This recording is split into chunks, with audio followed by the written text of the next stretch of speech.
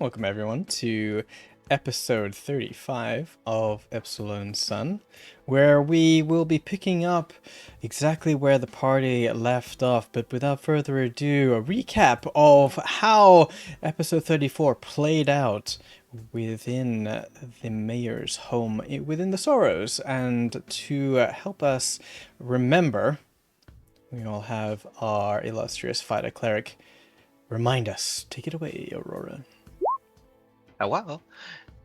So, last week started off with the revelation that Shandell was about to be a snitch, and an explosion happened, setting him and his nearest guard on fire. Confusion filled the room as the people protecting Shandell suspected an assassination attempt. Perhaps here was the opportunity that Krell was finally to kill him. The White Cloaks formed a defensive array as the rest of the party kind of stormed through the house, ignoring threats of retaliation by the other guards, resulting in few seconds of repositioning and confusion from everyone. However, the fight finally broke out moments later as the guards and the Broken Blades started fighting, and Aurora kept throwing knives in the Chuchki. Chuchki. I don't even know. Kachachka. Chachka. Chachka. Capture. Yeah, it's a Chuchki. One of the first major things that happened as Mag ran through the soon-to-be burning building is he summoned the flaming visage of perfection that is Grange, terrifying most of the mayor's men with his gleaming, beautiful muscles in his bra magnitude. This set up a split of the fight, allowing the mayor's men to be unable to pursue down the hallway, as this led into multiple fireballs. Krell being absolutely useless at getting through a door compared to the rest of his entire organization. There was some back and forth as the White Cloaks, these scary paladin-looking guys, start absolutely wailing on Lokar and Aurora. There was a trade of I command you. Aurora says no, I command you. And in the back, Fortunate Son began to play as Magram picked up Nisa, and we started seeing Eldritch Blasts as the entire mayor's house was just a disco inferno. Study room rather than the entire house. Basically the entire house. Okay. Dude, it's gonna be. That's where business is happening. That's what matters. With the dust ignited, the room filling with smoke, the party gets a little bit more separated. Elira, one of the members of the Broken Blades, is an absolute clutch save, making one of the White Cloaks skip their turn. I actually think she does it twice. Allowing so. Sometimes she even gets them to help us. Gets them to help you. Oh, yeah, she charmed one, and then she holds person later. Yeah. It is a beautiful series of events. She's the MVP. The rest of us suck. Yep. Yeah. Fair. Karik begins what I have dubbed the Starry Arsenal, shooting Radiant Bolt after Radiant Bolt into the various White Cloaks. He also wins a 1v1 as the other White Cloak runs away scared. So he's the only one that effectively won his 1v1. I will reclarify. He doesn't run away scared as much as he has a severed arm. Ridiculous. Everyone saw that he ran away. Okay. Therefore scared. Rewriting a bit of history, but carry on. Chuck, be sure to go back to the last episode to reclarify some of these. We're gonna need a timestamp for that one, Mr. DM. I think he fled in terror. I believe he fled in terror. All sources believe he ran in terror. What's the source? Trust me, bro. Trust me, bro. Crowd continued to be useless as Shandell whipped out some sort of contraption and basically said, I have a bomb and I'll destroy the entire Sorrows. Moments later, his arm is severed off of his body as he is disarmed. Krell immediately follows this up by doing the first actually productive thing he'd done pretty much all fight, considering that even the one time he hit Chandel, it was resisted to damage, by looting Chandel's body. So good job, man. You did it. Before the at this point, can claim his corpse. he claimed the corpse. The right of loot is the first one there. At this point, the rest of the party is in pretty rough shape. The White Cloaks are not to be trifled with, even though we have slowly grinded them down. Lokar has murdered a small series of guards, and there's just corpses all around in that part of the room. He decides, rather than racing through the flames to the attempting to escape White Cloaks, who have grabbed Chandel's arm, he was just going to do his greatest Kool-Aid impression and run through a wall, which is very cool. Yeah, he is the Juggernaut. Moments later, Jasper finally showed up. Good job, Jasper, fashionably late. As we are able to inform the Leader Cloak that he is not allowed to leave and that he will come back here so that Nisa can remind him to remember her name. The last one does flee in terror. With no provisions, we are unable to track him as our good friend number 6. 5. Number 7? I don't know what Number number we're on. It's 5. Is unable to identify where into the back alleys he flees, but that man's not in great shape. Remember their name. Plate armor, and he rolled that high stealth. Like, man, these guys are good. I don't know. He's Maybe sneaky. they're lucky. Yeah. Yeah. Just like we were in the fight. Yeah, let's not do that again. Not for a couple levels, you know?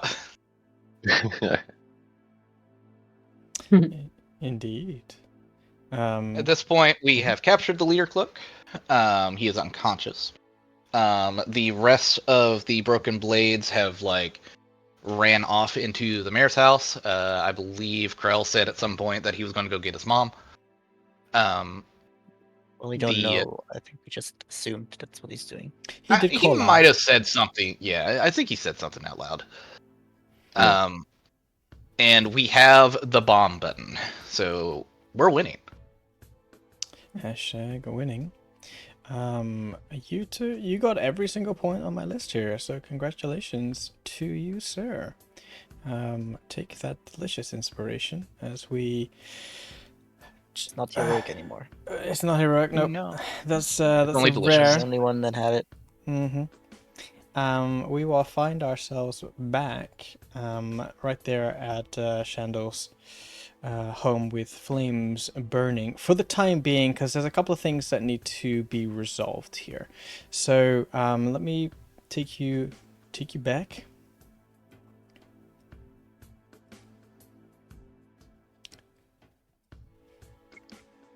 Oh, Oh no, there's Grange. So Yeah. we'll, Hell yeah. indeed. my God. Magnificent. Fucking magnificent.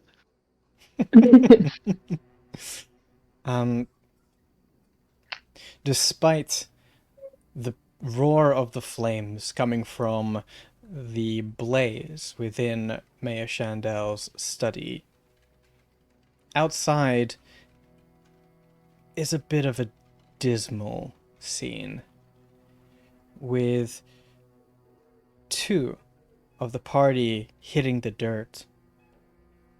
And for some, more than once, this encounter.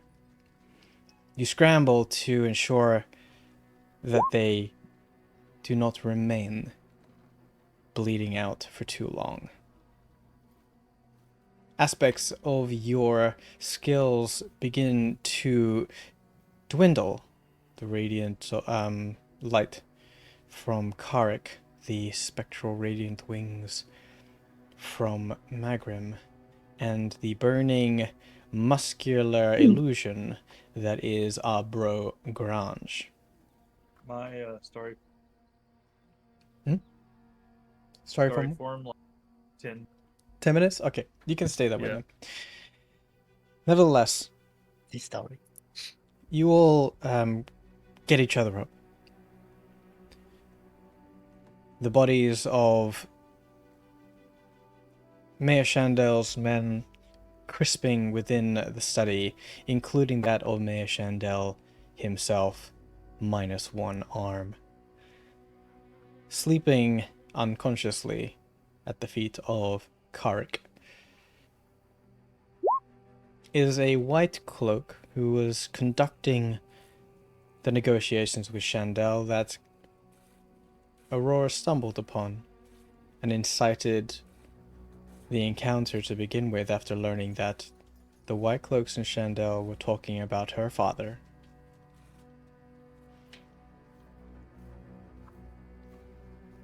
Krell and the rest of your known friends have moved out of the study and disappeared throughout the rest of the house, as well as hearing from the foyer some struggles and cries out from the existing guards as they deal with team deception. Not team deception, team distraction. Mm-hmm. Distraction, yeah. Smoke is billowing out of the windows at this point, and looking through the the hole in the wall, the fire seems to be getting well out of control, at least at this point. So, my fellow survivors, what is it that you wish to do in the moments here as you reclaim victory and your breath? I think Loka will kind of dig his hands into the dirt as he gets up, still angry. And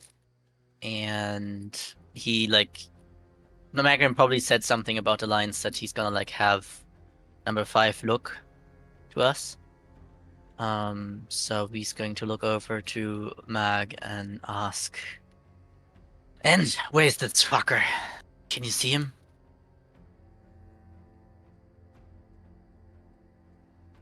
Mag? No, yeah, no signal. Not yet. He's Okay. somewhere in the city. Elusive. There must be a blood trail. Well, Myself if we find him. He's need to following make sure that he us. can't leave city. Number 5 is really quick, right? He's Yeah, still around? yeah, You he's flying. Hey, listen.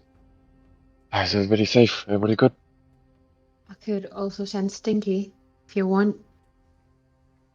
We just need someone Sure to then. inform Aurora's dad and Romilla. I'm sure they can set up a perimeter at the exit if their secret is in danger. Can have Jasper also get there. Mm, If there's sure. only one exit, it might be easy to keep him inside the city. Jasper would be the quicker one of us right now. Yeah, probably. And number 5 with ladder.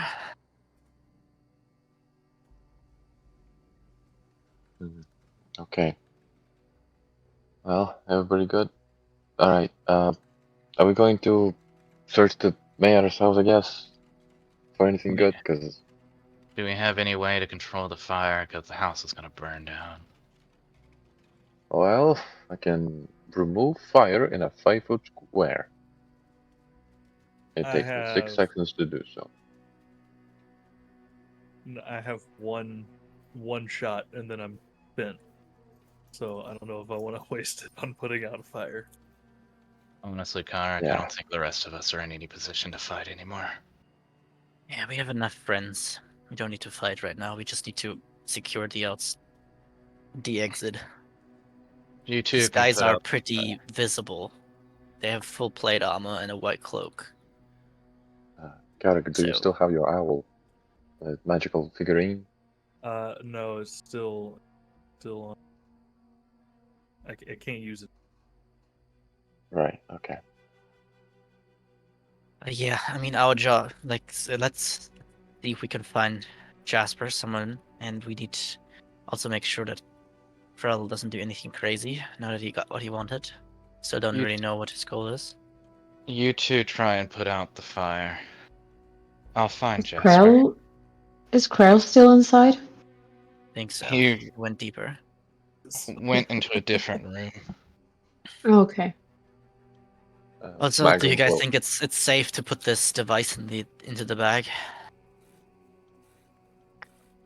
Yeah, I was about to say, can Magram investigate the device? See what it is? Certainly, you can investigate it. It's held within the hand of the White Cloak. Of Shandal, who is now in possession. The White Cloak is now in possession of the arm of Shandal, in which the device is clasped within Shandal's severed hand. So, roll investigation if you want to look at what it is. Alright, will do.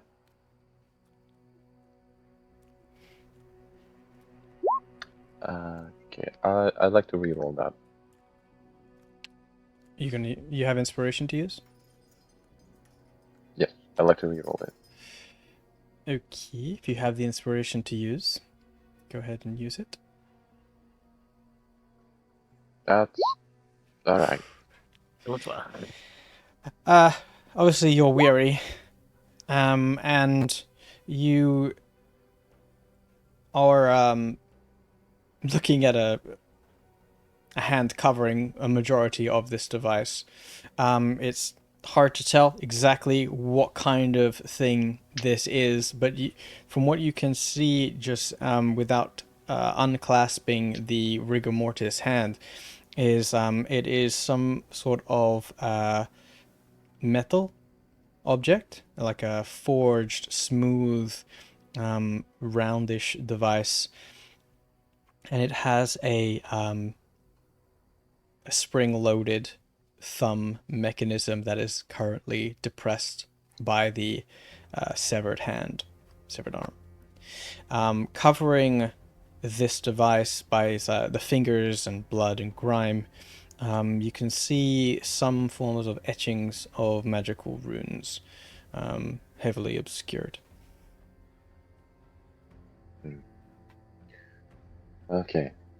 Looks like a switch kind of device. If we remove his hand from it, it'll activate. Well, then it's kind of him to have left his harm over for us. So Handy. very He didn't handy. need it anyway. Anyway, Looker, do you have any rope? I'd rather secure this I thing do. more tightly. And Actually, Mango 10 will, feet rope, which is perfect for this. Unless you want yeah, 50 he'll feet take the rope. rope. Only like a couple will be fine. They'll just Like wrap 10 it feet. around so that the hand is like secured to the device. And he will put it in his inventory, like in his robes. Okay, so make sure you write that you have a severed arm bound by a rope, clasping a metallic object with a spring load and arcane Oh my runes on God. it. And I will It's use very 50 feet specific. of rope to bind Mr. White Cloak, Uh-huh. and then also like kind of bind him as a backpack to my back. Make sure to put something in his mouth and cover Okay, his eyes. that'll take a while I- to do.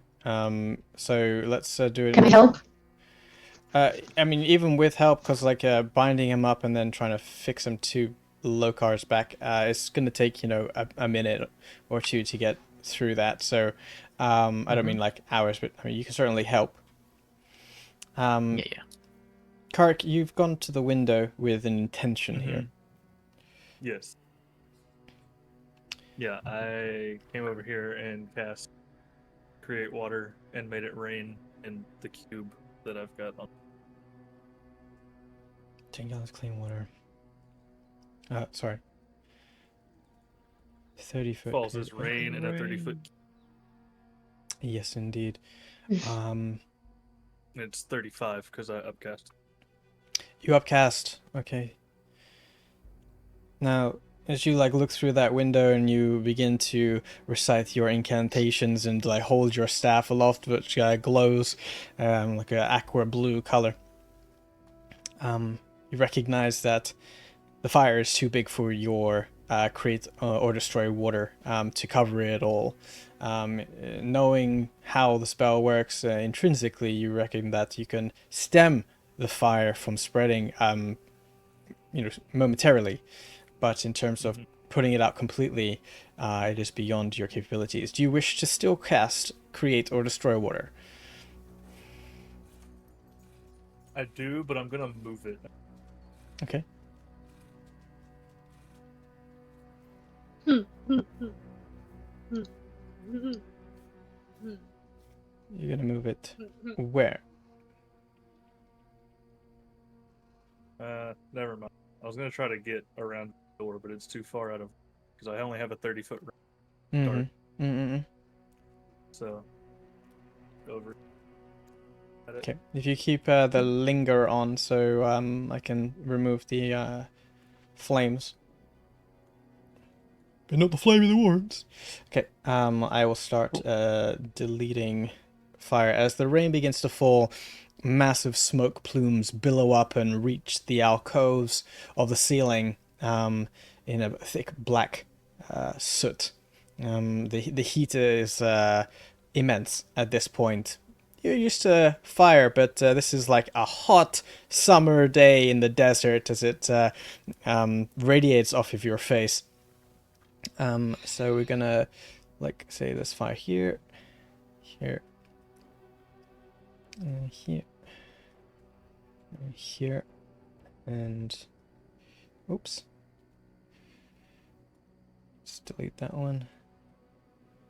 And here. And we'll delete I have a that. question. Go ahead. I was just wondering if I could, well, not I, but Nisa could rip the mask of this guy's face just to see Keep it what there. he looks like. You just keep it there for a second. Yeah, for sure. Just give me one hot second. I just have to put something Okay. in place for Sure. the smoke. Sure. I mean, we see the box.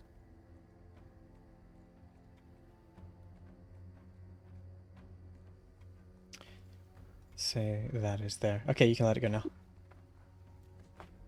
Wait, I can see. Oh, To represent the thick smoke.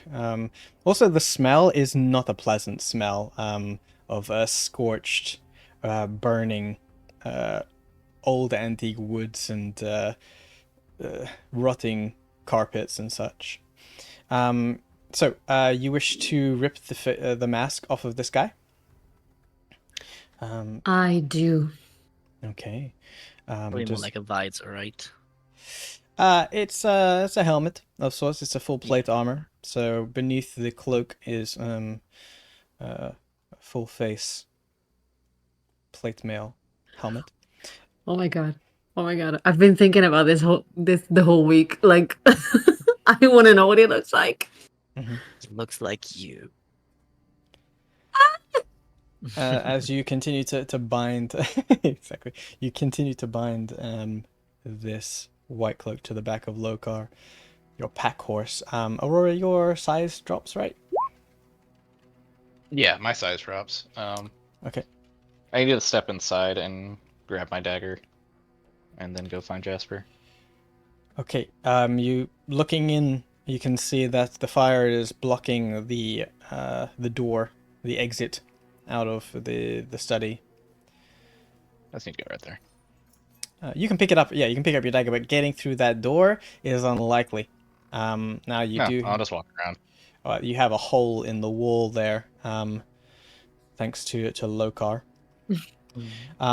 However, you go into get your dagger, and this is about enough time for Lokar and Nissa to be doing what they're doing. And as you exit the burning study, you see what they're doing. And Nissa has pulled the cloak off, the hood part, and taken a minute to remove the helmet. And Sorry, the memes. what's that? Oh my god. The memes channel. Oh, sorry. Okay, I'm not. Don't have that up yet. And you see this figure, and you do a double He- take, Aurora, as you recognize this face. He is fugly. Gilrug. It is Kilrick. It is who? Fucking cocksucker! Whoa! Whoa, whoa, whoa, whoa. Who is that, Aurora? Who? Do you know this? This tosser? This guy? Absolute cunt who couldn't be a good enough Templar. I threw him through a window. Well, then. You know what he's been up to since then? Getting his ass kicked, apparently. Yeah. And. and swallowing swords, as you so cleverly put it. But yeah. Nobody laughed. Okay. I'm was- in that was- way too much pain to laugh right now, Nisa. So am I, but I just have to keep going, and this is the only way that I can come up with to do so. I don't know. Yeah. I don't know what I was expecting. I thought it would be somebody I would be able to recognize, but I don't think I've ever seen this face around Gerst. Have I? Correct. I haven't. No. But to Aurora, this is someone that she knows very well, as her eyes widen and she blurts out the profanity. Clearly, there is someone from her past now tied up here with you in the Sorrows. Okay. Well, that was good. What a great disappointing. reunion. I look back into the burning room. I guess the rest of the fuckers are his friends. So let's get that message out. Mag and Nora, don't Yeah. slack. I have no means to get a message out right now. Well, you were to go to find Jasper, right? Yeah. Make sure to beat the Alright. shit out of him if he wakes up. Oh, gladly. Alright. Let's get going. Yeah. And I'll fly deeper into the city to try to find the culprit with number 5. And you'll try to inform everybody else to make a blockade or something. Alright? Well, number 5 might be your best bet of getting the message out quick because he's so fast. So if you could get to him and give him the message, and he can go to Aurora's father, that might be the quickest way. He can't really talk. He can just write a letter, right? He's a bit too far, so I need to catch up to him. Anyway, you I drag think this you- guy, look for people here, and I'll figure something out. Yeah, you'll figure something out. And Jasper's also on his way back then when Aurora finds him. So And where are we taking this guy? And well, first we need to check on Krell. Yes, sir. oh, right. Oh, Krell. Oh, yeah, Krell. Just in case he's doing something stupid. When he Well, was he's checking already the body, Several stupid things so far, but yeah, I saw him checking the body too. he was, Should I looked like he go- was missing. He wanted to get something that wasn't there. So who knows if he also wants this bomb that we have? Yeah. Should I go look for him then? Yeah, let's Okay. go together as much as it makes sense. Okay. Maybe you can just get me control of the token, the white Oh. cloak. Sure, Someone carrying but him? you don't have to worry about that right this second. Okay. If your intention is to go out to the front of the house, to go around back to the Oh. front doors? Is that your intended goal? Well, they were entered from here somewhere, so I was planning on doing the same. I'm sorry, where? Ilara. Well, Elira and Krell, Oh, yeah, they went around the Elira's- house and... Lyra's gone from there, so Yeah, I'm just saying, I think there is an entry here.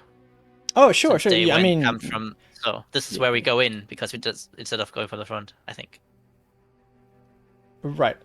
So Aurora, has left down south. So I guess you just have to tell me what your intended goals are, just to find Jasper or find Krell. No, Aurora... I'm finding Jasper.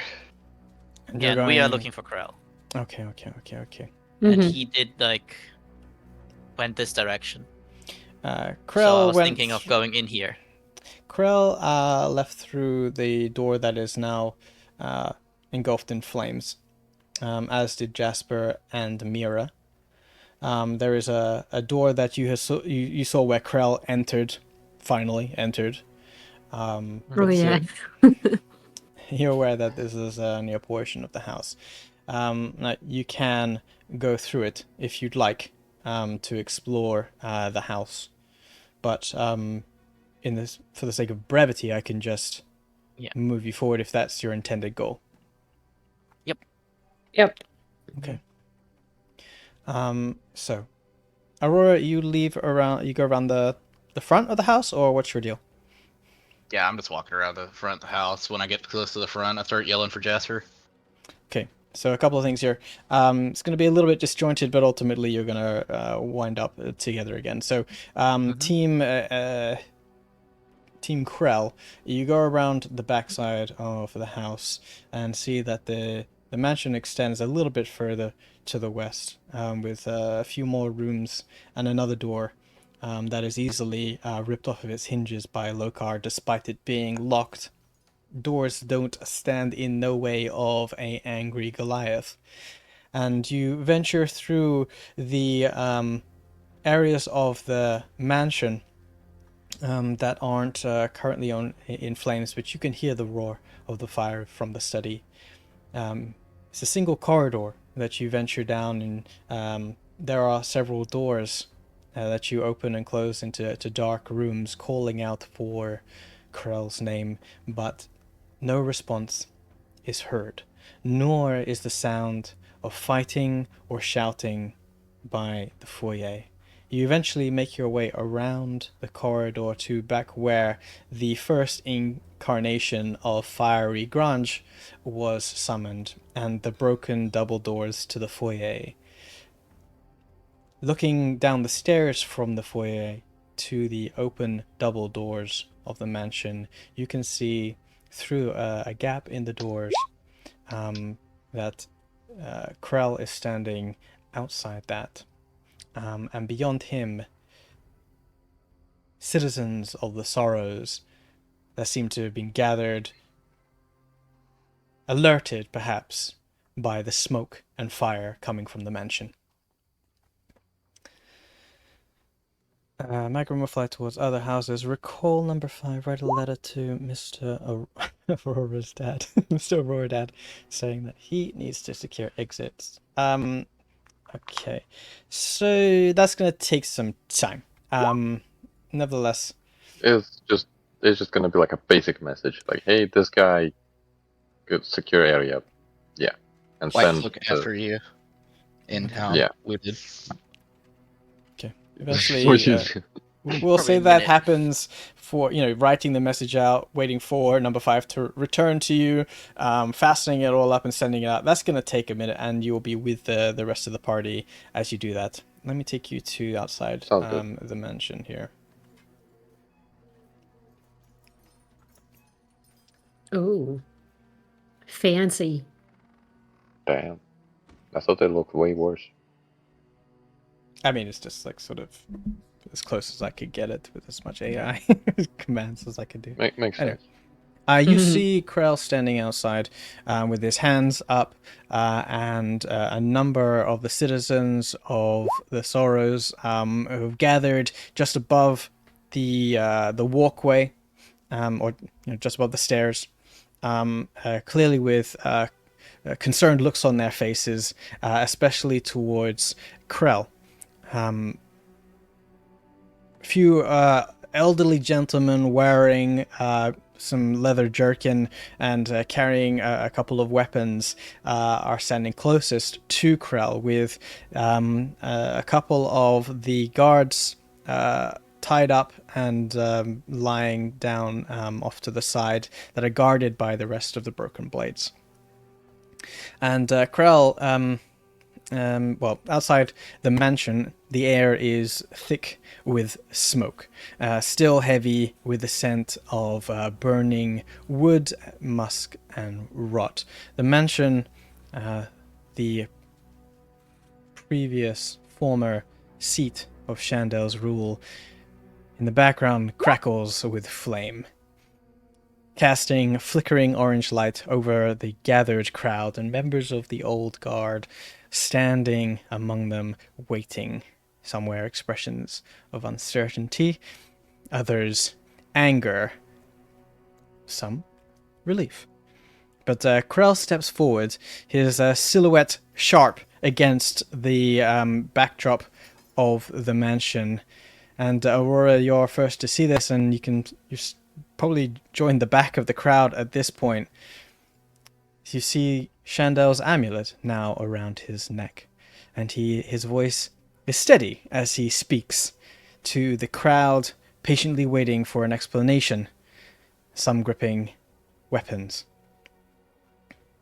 Krell's voice is heard out. Shandel is dead! He leaves it with a single statement. The words are heavy, final. The crowd murmurs and shifting uneasily as the reality sets in, gazing up at the smoke billowing out of the top of Shandel's manor. But Krell doesn't wait for them to settle. He grabs hold of the amulet, and the words seem to flow freely from his lips. For too long, the man that resided here ruled over us. Ruled over you, not as a leader, not as a protector, but as a parasite. He bled the sorrows dry, turned neighbor against neighbor, let our people starve while he grew fat on stolen coin. We all knew it. You all knew it. And we all felt it. Today, it ends. Krell turns to the members of the old guards that seem to be stepping closer, and puts his hand out and says with renewed fervor, "You stood under him. Some because you had no choice, some because you believed you were keeping the peace, and I won't waste breath on blame. That is done. But listen well, the Sorrows don't need another tyrant. It doesn't need a king, it doesn't need people, it needs people who give a damn about it. People willing to stand, fight, bleed, to make this place livable again. And whether you swore your blade to Shandel or not, I'm telling you now, this is your home. And you have a choice. You stay and we build something worth saving, or walk away and let someone else do it in your place. I'm done with the likes of people wishing to follow such a tyrant." He lets his words settle and gazes. His gaze shifts to the rest of the crowd. That the flames from the roof of the manor flicker over faces of weary, broken, and desperate. I won't stand up here and tell you things will be easy now. They won't! But we've got a town to rebuild, we've got people to feed, wounds to mend, and we've got a fucking fire to put out! Krell gestures behind him at the burning mansion. So let's start there. We lose that building, we lose the whole damn town. We work together, we put it out, we survive, because that's what we do. That's what the Sorrows has always done. We survive. And one more thing. My mother. And he gestures to a frail old woman who's kneeling on the ground by Zana. Her skin is like paper, gaunt, clearly diminished. The woman who's patched up more of you than I can count. She is sick, and I don't know how long she has. The crowd shifts. Someone gasps. A screamer saying, "We haven't seen her for ages. We thought she was lost." And the murmurs rise again, but Krell raises a hand and grabs hold of that amulet tighter. And manages to sway them to silence. She will be standing up here with me if she could, but she can't. And I will not let this place fall apart while she still breathes. Not after everything she's done for it. Not after everything you've all lost. So hear me, all of you. From this day forward, we run the Sorrows different. No more fear, no more hoarding scraps while the weak starve, no more turning our backs on our own. We fight, we bleed, we live, but we do it together. Because if we don't, we'll end up just like Chandel. And I will make sure of that. Just like all the bastards before him, and I swear to you, I will burn before I let that happen. You see, as he casts his hand in a swaying motion, the air behind it seems to ripple. And several of the old guard and many of the people seem to turn to each other and nod to each other as if this all makes sense. Now let's put that damn fire out! We need water and buckets! To the wells!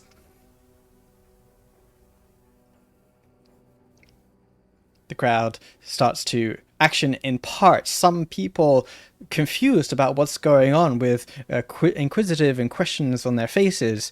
Some of the old guard scratch their heads, and there is a few that step closer to Krell, and the conversation dies down to beyond your audible range. What would you like to do?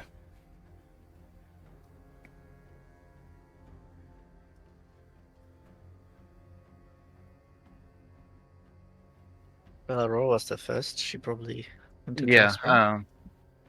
I think I walk up behind Jasper and listen and full on football tap them on the butt. Jasper's like, "Oh, what? Buy me a drink first." You are always fashionably late, Jasper. I mean, I wasn't clued into the plan, so to speak. I just followed the crowd after a bunch of people started making a noise outside the tavern.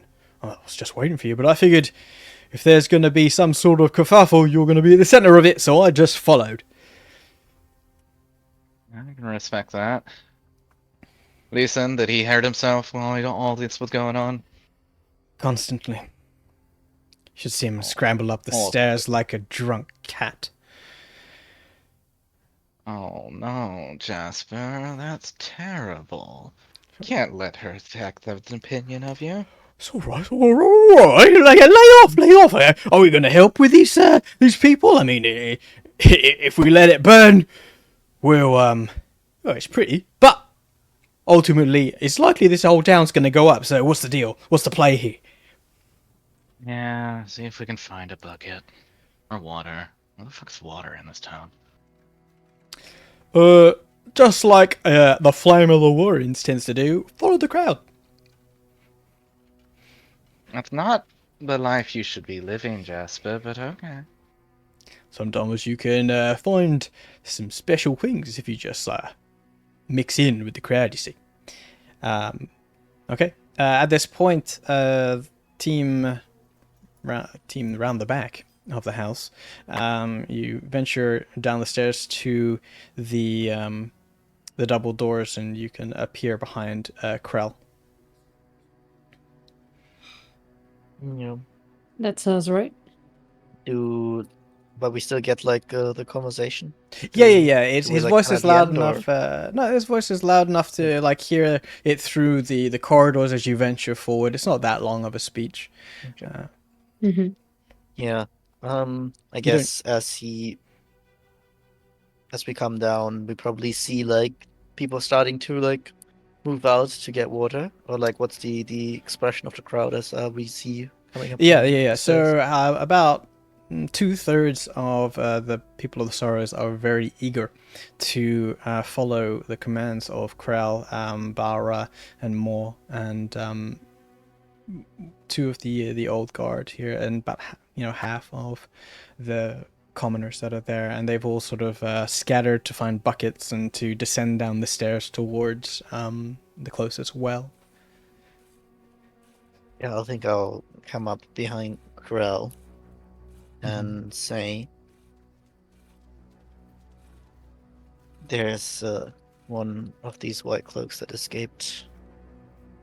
Would like for them to not leave the Sorrows. We might be somewhat occupied. Do you think you can get the water out? You need our help." Right. Sorry, no, that's Jasper. Krell looks to you and says, "Those motherfuckers. Rest assured, no man wearing a white cloak will escape the borders of the Sorrows." Mira, as he turns towards Mira, who's helping keep the tied up guards. And Mira looks up and says, with a questioning look, says, "One got away. One of the white cloaks. I presume," as he just speaks to you, Lucar, I presume you want one of these." And he sees the one on your back, says, "Another one of these for your own reasons, and I'm not here to judge. I've got a town to save, so I'll send Mira out." It's just not. The most important thing is that he does not get back alive. I think, even for your safety, it's best that he can't report back. Yeah, we don't want him snitching about what happened down here. Yes, this might become a lot worse for the Sorrows if they have interest in this place. So it's best to cut it before it gets to that. Krell gives you a stern nod, and looks to Mira. She gives an understanding nod, and she dashes off with a great speed down the stairs and looking for a white cloak.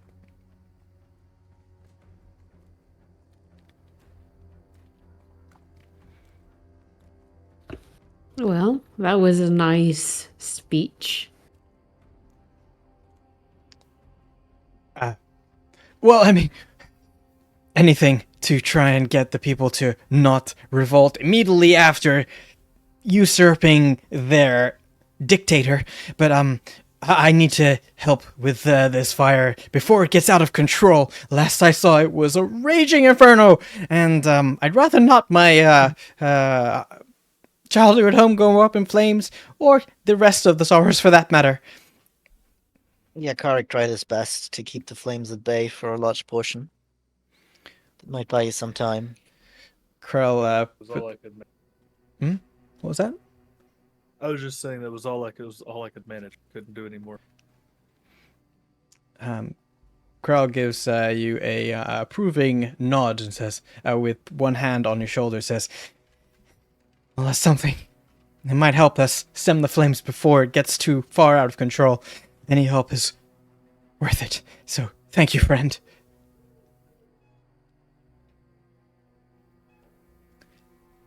And he looks to the rest of you to see if anyone's got burning comments to say before rushing off. Is there something specific we can do to help? If you're ready, having Mira look for the white cloak, you might have more free time to help with this fire. That is our primary concern. Anyone in the Sorrows would have this as their primary concern. If a fire breaks out, the whole town can go up. What with us stacked on top of each other? One fire is everyone's fire, so please follow the crowd to the well. Make a chain or something. We need to get this under control. And Krell gestures towards the stairway down. And you can see as you get closer to the edge to look down, there's amongst the slums and shacks on the ground, on the lower tier, nestled amongst within the alleyways is where the queue of people, or the crowd of people, seem to be gathering. Various people have brought out from their houses nearby or some abandoned shacks various containers of different sizes, bowls and certain basins, buckets and such, anything that can contain water, as everyone works fervently to get water up to the tiers to put out this blaze. Do you help? I think you would. I think you would see Aurora down there at that point, like organizing them. Okay.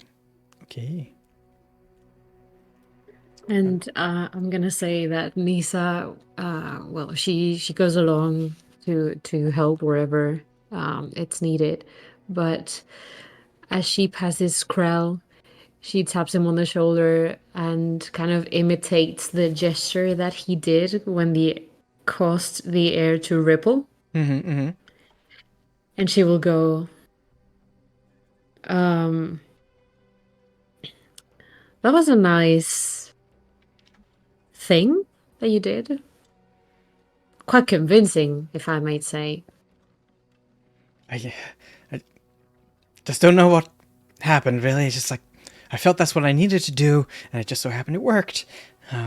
Feels like got a little bit, I don't know, of a whisper. It feels like that. You know, sometimes you just like, you're not quite sure what to say, and then something kind of like in the back of your mind tells you, and you're like, oh, that's a good idea. And it just felt like the right thing to do at the time. Yeah. Yeah, I get you. Totally. Mm-hmm. She's being sarcastic. Uh-huh. But she's like, the right thing? No. She will just give him a nod and then go to the well and help. A chain seems to be forming up the tiers, with people passing bowls. Yeah, you could do that. Yeah. If I see, I mean, Aurora, you didn't tell Jasper to go, right? You just Yeah, Jasper went with me. Yeah. Then if I notice Jasper's still there, I would go to him. And I would like quickly pull him aside. Mm-hmm. I think we're enough as it is. I don't think we necessarily need you for the water, but we need you for something else. Can you just make sure to secure the exit of the Sorrows? Maybe let Romilla and Alessandro know that maybe they already know who the White Cloaks are, but one of them escaped with maybe information of Alessandro being here, so would be very bad for the Sorrows and for the Veiled Alliance if they figure that out. Might be a Right. big priority right now. Yeah. Shit. Yeah. You know them. I'll head to the exit, and I'll try and I'll dip my head into Aurora's dad's place. See what I can see. See if I can raise the alarm, so to speak. Yeah. It's just one exit. It should be easy to secure. I just want to make sure. It would be a bad outcome. Positively. And Jasper gives a little bit of a half-hearted salute, as if he is taking an order from you, and he drops the bowl that he has. And actually, he shoves I'll the take bowl it, into your hands. It's a Yeah, much yeah. smaller bowl in your hands, as you have this white cloak roped to your body, and he looks at the white cloak briefly, and has a furrowed brow as he like looks at you holding this unconscious white cloak, wearing plate armor, and he goes like he's gesturing to how strong you must be, and dashes away, his hair wisping in the back as he runs through the warrens. Warrens? Sorry, the Sorrows. Play on the words. Yeah, and outside of that, it will also help, especially if it's I'd probably help more with like moving stuff out of the way, because I can assume like stuff starts to break in and it's harder to get to the fire. Absolutely. So it'll probably start helping like trying to move things out of the way so people can get with the water to the places where it needs to be. You force open some of the doors, and Yeah. as you reach Maybe the some study, wooden you can things that fall see down. the flames are like sort of venturing out of the study into the corridor, touching some of the carpet there. Prestidigitation? Maybe Yeah, also try to move like flammable objects away from where the fire is going to, stuff like that. Okay. It's a oh, layer well. of dust, which is a flammable object. Yeah, it's so yeah, prestidigitation is like not you know not equipped to put out a raging inferno or burning down a house, but you can certainly kind of help it adjust, like the smaller parts that start to take hold of other areas within the hallway, for example, Magrim. You can potentially snuff those out so it doesn't continue to spread, doing your part. Yeah, that's that. Yeah, that's the idea. Anyone else? Karik? I'm just in the chain, passing buckets and bowls, barrels of water. Okay. Me too, because I'm all tapped out of Yeah. spells. Sure. Okay. So water carriers, can you please make me a perception check? A perception check.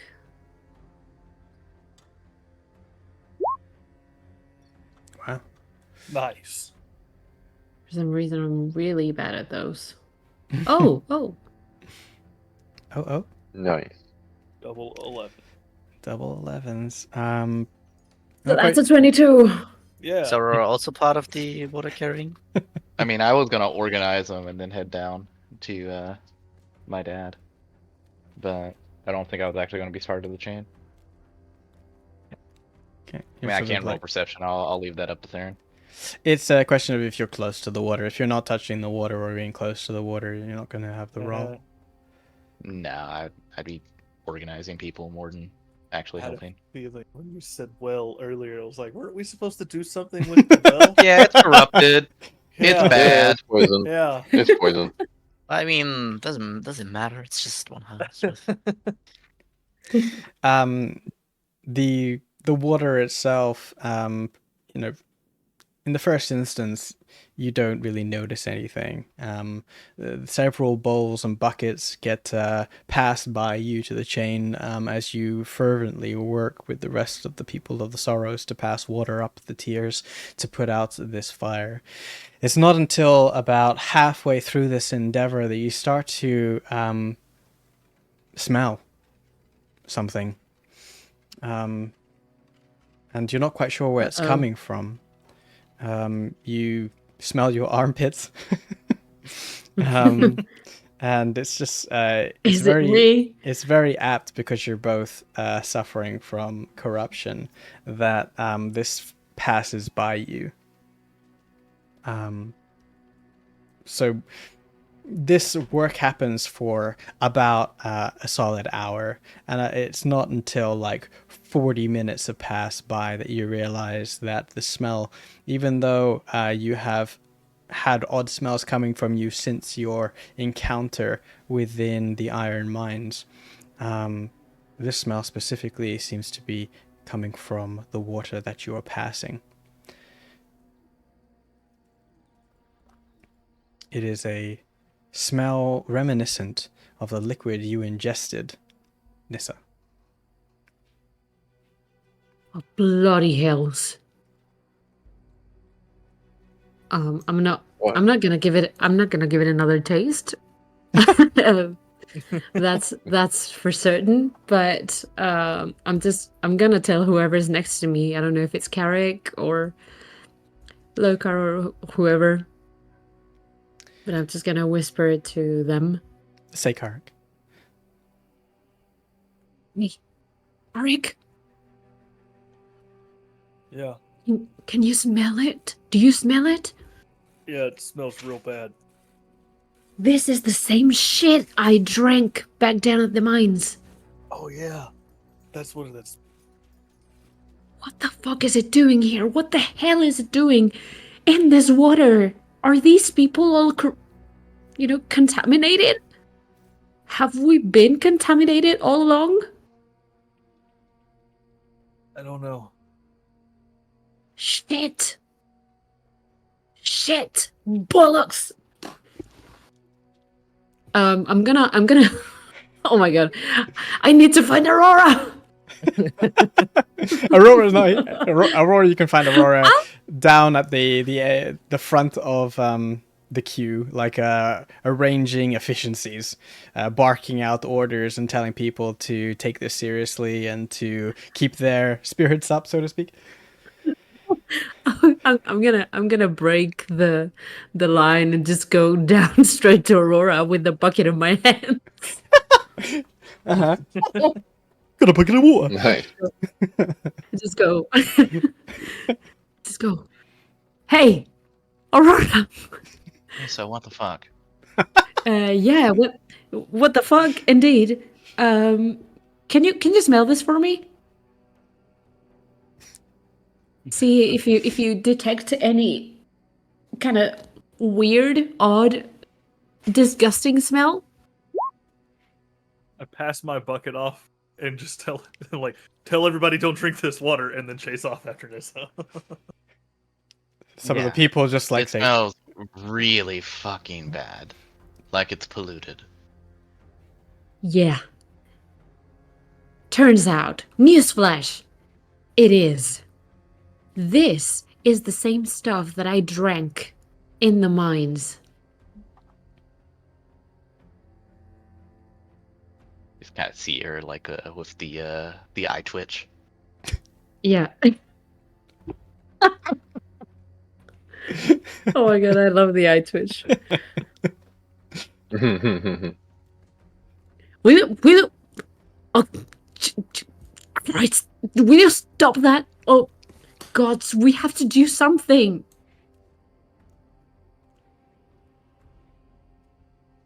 If these people drink this water, they will all end up dead, probably, at some point. Yes, everyone who's corrupted ends up dead. That is what my dad told me. Yeah, I was there. I listened. I heard. Yeah. But I was wondering, maybe we could get samples of this water. I don't know. Maybe bring it to your dad, and go, hey, ho, hey ho. Did you know that the corruption is sipping into your water?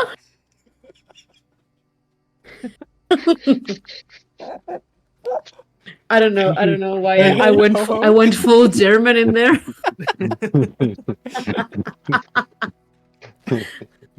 Nisa, have you breathed in a lot of smoke? A little bit, maybe I have. You definitely need some fresh air. No, I'm kidding, Aurora. I have to joke, or else I will go fucking bonkers. This is big. This is big. The This is mayor dangerous. did say that we should investigate the water and that they thought it was polluted. Fuck, he did, yeah. What Before if he polluted it? Probably. But if he polluted it, why would he want us to investigate it? Because he's an evil dead bastard. I don't give a shit about his reasons. Armless bastard. He is disarmed.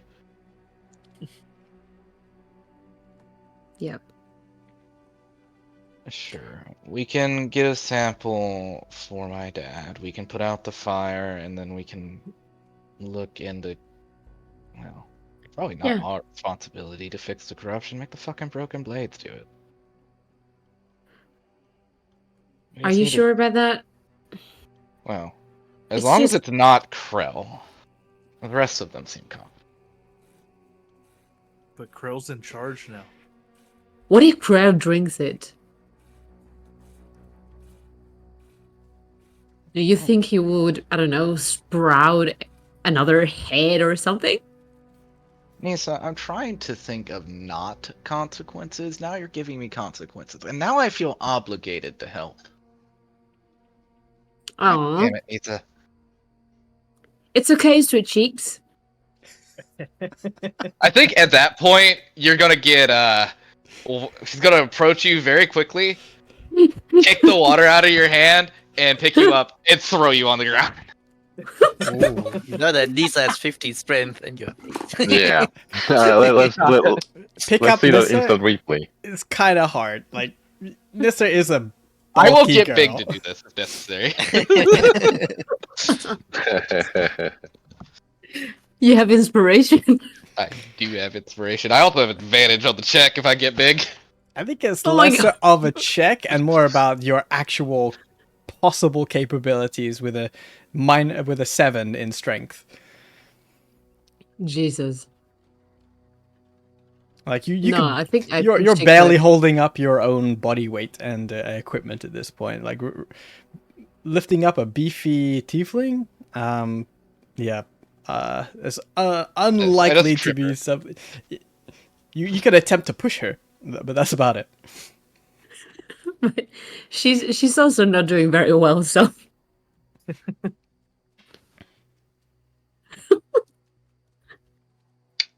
Wow. But as soon as I remember how to do it. Athletics check. It's a oh, Oh wait, no, that was roll. I mean, Nisa Flip needs roll. to Push a contest it. brick She can wall. roll that worse. okay, Second roll worse. I could. I could. Ooh! You put in just Inspiration! you put in I just rolled enough inspiration! effort. Wow. Greatest use Oh of my God. inspiration I've ever done. No. You are shoved a little bit. She kind of staggers backwards a little bit, then pauses and looks up at Aurora and goes, "You know I love you," and then takes a sample of water and leaves. All this time, the chain of water is still happening. Like I said, it was a while before the smell became apparent to you guys.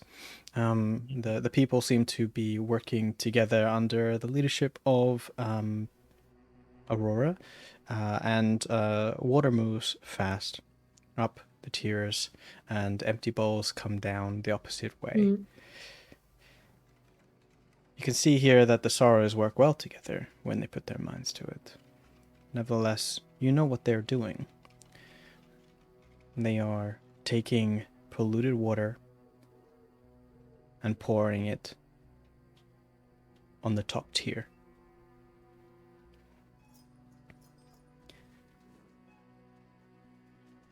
It's like I Smoke s- rises. smoke rises, indeed. Water is obviously spilled along the way onto people's hands, and like some people are kind of drenched as they drop and they pick them up, and it's a shoddy affair. They're peasants. What can you do?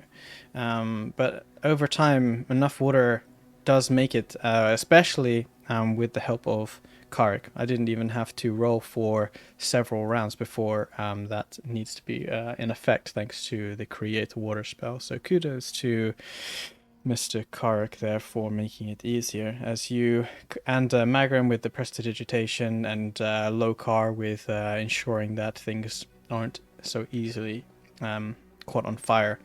But Magrum and Lokar, you're unaware about the water at this point in time, as it just like splashes and swashes, and eventually, after about an hour's worth of work, the smouldering remains of the study seems to have been contained, but charred beyond recognition, and the bodies within the study are blackened and scorched beyond recognition.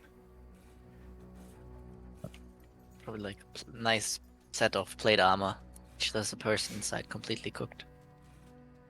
Uh-huh. I mean, one of them's dwarven size, so he's definitely recognizable. I mean, the bodies themselves are recognizable since you were there when you put them on the ground. The weapons and armor are all like scorched and partially melted, and any fabric has been scorched. So that is the information that you have.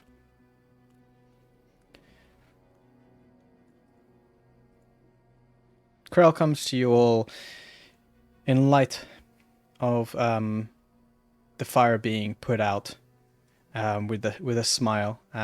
He looks concerned at his mother, who's unconscious outside the mansion, and addresses you all individually. Let's just put you on the map here. Can I just do it like this? Doop.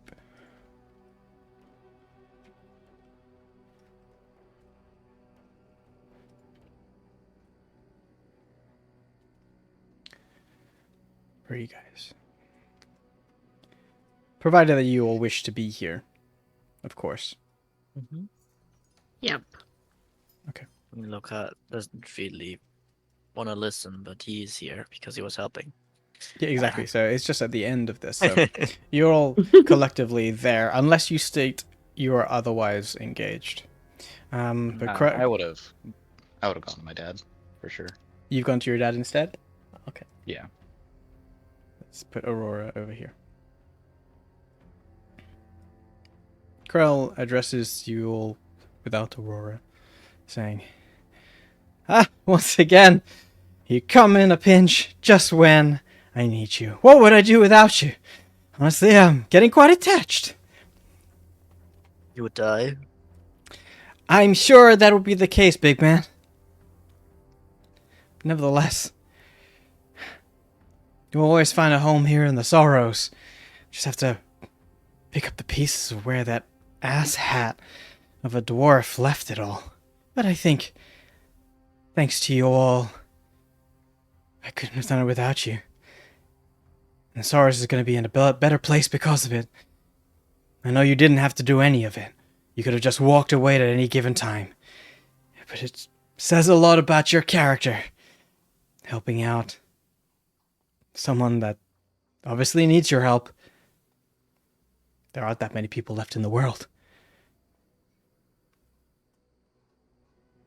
Yeah, just make sure the next time we come here, we don't have to do the same thing again. I'll make sure a fire is taken care of. And, pretty sure Chandel is no more, right? No, I see. You didn't get it. That's fine. Anyway, did Mira give you any feedback yet? Yeah, where is she? She should have been back by now. Yeah, she hasn't returned yet. Which is concerning. Mira should have been back if she saw him. So, now that is worrying. So, now that you're leader of the Sorrows, are you gonna need to pay tribute to the Broken Braids now? One more time, I didn't hear that last part. Tribute Since to... you are the leader of the tribute to Broken Blades, since you are part of their thief, murderer bandit coalition, right? I mean, the Broken Blades is my band. Oh, you're the okay. Fair enough.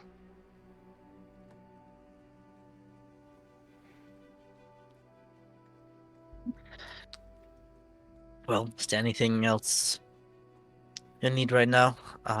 Probably need to stay away from the mansion for a while until the smoke has cleared. Yeah. There's a little bit of rebuilding to do, but you obviously need to get paid. And luckily, Chandel kind of made it easy as he reaches in like his inner lapel and retrieves a book.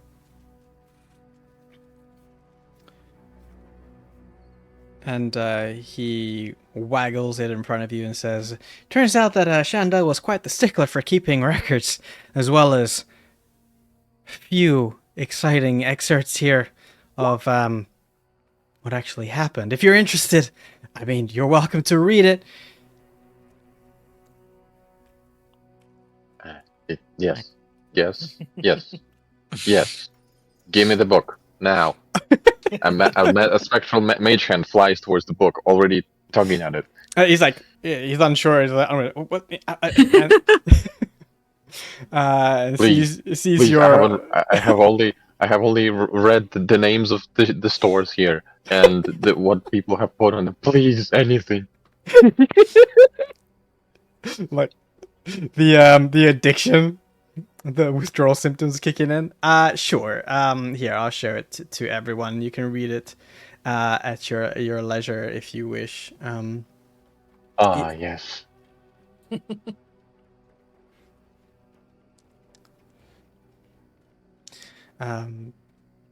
Ultimately, it is a record. I've taken the liberty of removing excerpts that were irrelevant or don't really add much. So these are just like the culminations of his. Magrum tore out those pages as he was reading through them because they were useless. So what's left of these entries? Exactly. Like, Yes. I don't care about what you ate or what your bowel movement was. Terrible. What So many remains? punctuation errors. Terrible. Doodles. Yeah, exactly. Charred pages that are illegible, for example. What remains is a journal of Chandel's own making, including records for what he took from the people of the Sorrows. And as you reach to the bottom, you realize that a lot was taxed from the people under the guise of protection and rebuilding. But part of Chandel's ultimate plan of hoarding as a way to get to the surface. Talk about how we got in contact with White Cloaks. It doesn't have an entry specifically about how he got into contact with them, because it's more of a personal, private.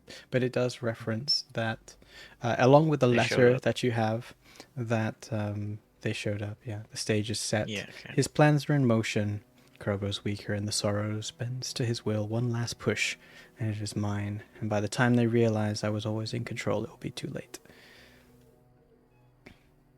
You can also make out throughout the entries regarding funds and goods taken that there was a point when he first took over power and the taxes start to happen, that the amount of money that was available to keep flowing to his coffers was dwindling, inferring that the Sorrows were getting worse on each taxable entry in terms of how much money was available. And it was only a matter of time before starvation was likely to happen.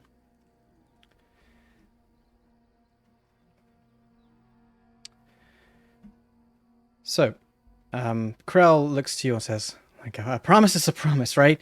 Shandell took a lot from these people, and I promised you some of the gold that he was hoarding, right? And I'm sure you are obviously worth every penny. So, and thanks to you, you've managed to save portions of the house that allow me to collect this without difficulty. So, I'll be right back. And he ducks inside, leaving you all with the book for a few minutes. Is the rest of the broken blades, are they here? So the rest of the broken blades, Tug is definitely with Krell's mother. So you can see Krell's mother. I will put her image up for the stream. She is not doing well at all. And Tug is looking over her with a very concerned face and talking with Xana regarding things that reagents that he's going to need found somehow to restore her. There's a lot of medical discussion happening there. Jarek and Brooke are taking care of the 2 guards that survived the ordeal, the tiefling woman and the guy that was first had suggestion cast on him are the only surviving guards that made it out of your encounter. Elira stands there on the side, just observing what they're doing, and she's regarding you there as you stand outside. Snipe is with the water. Yeah, I think I'll approach Elira. Mhm. Will you be ready to guide us tomorrow out of the sorrows?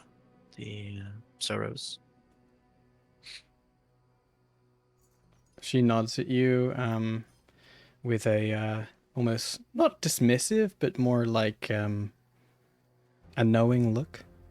And she says to you, "Where? Tomorrow, you say? Okay." Well, I mean, knowing my troop, they might hang up like they might get into their head a new idea of what they want to fix, so maybe not, but it's a good possibility we can finally get out of here. I'm gonna be close to Krell for the time being. Something bothers me. Oh, just realized I'm not doing your accent.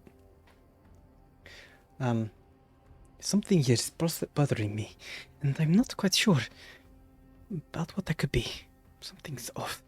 Nevertheless, we have taken the high ground, and if you need me, I will be here. Well, now you got me interested. Oh, it's probably nothing. Make sure that you and your own take care of yourselves. Take care of yourselves. It's Maybe not nothing. Yeah, maybe try to ask if you can take the amulet from him or something. He was clasping this a lot. You never know. True. Instinct is an instinct. Maybe now's not the time, but we need to get everything shipshape. Luckily, this place is no longer a threat to the town, but his mother is of concern, and I must prepare for our journey too, if we're heading out into Undergast tomorrow.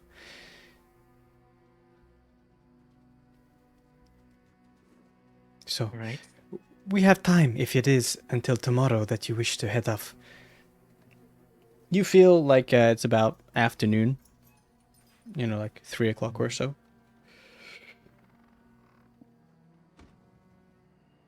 I'm not going I'll look anywhere. over to Nisa. Go ahead. I look over to Nisa, just to see if she's overreacting. Since we're talking to Lyra. Oh. Well, she's definitely listening. but for now she's not participating. Like she's she's a little too weak to say anything else because after the fight and all the carrying the water and so on, she's pretty tired. But she will give Ilara and you like a solemn nod of, yeah, let's do that. Trying not to fangirl too hard. Marcus gonna nod to Lyra. We'll find a place and rest. And keep Krell. Keep him in eyesight, I guess. Yeah. You should watch him. I don't know, but the vibes are off, Ilara. The vibes are not. The vibes are off. The vibes Yeah, are not immaculate. Ilara gives a nod and in a very cool girl expression goes, "The vibes certainly are not."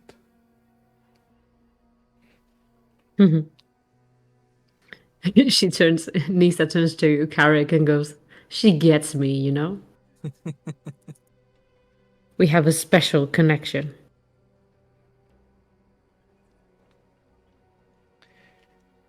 Yeah, and then we probably, head after Aurora to her father. Okay. Meanwhile, Aurora, you ventured alone to the outpost. You have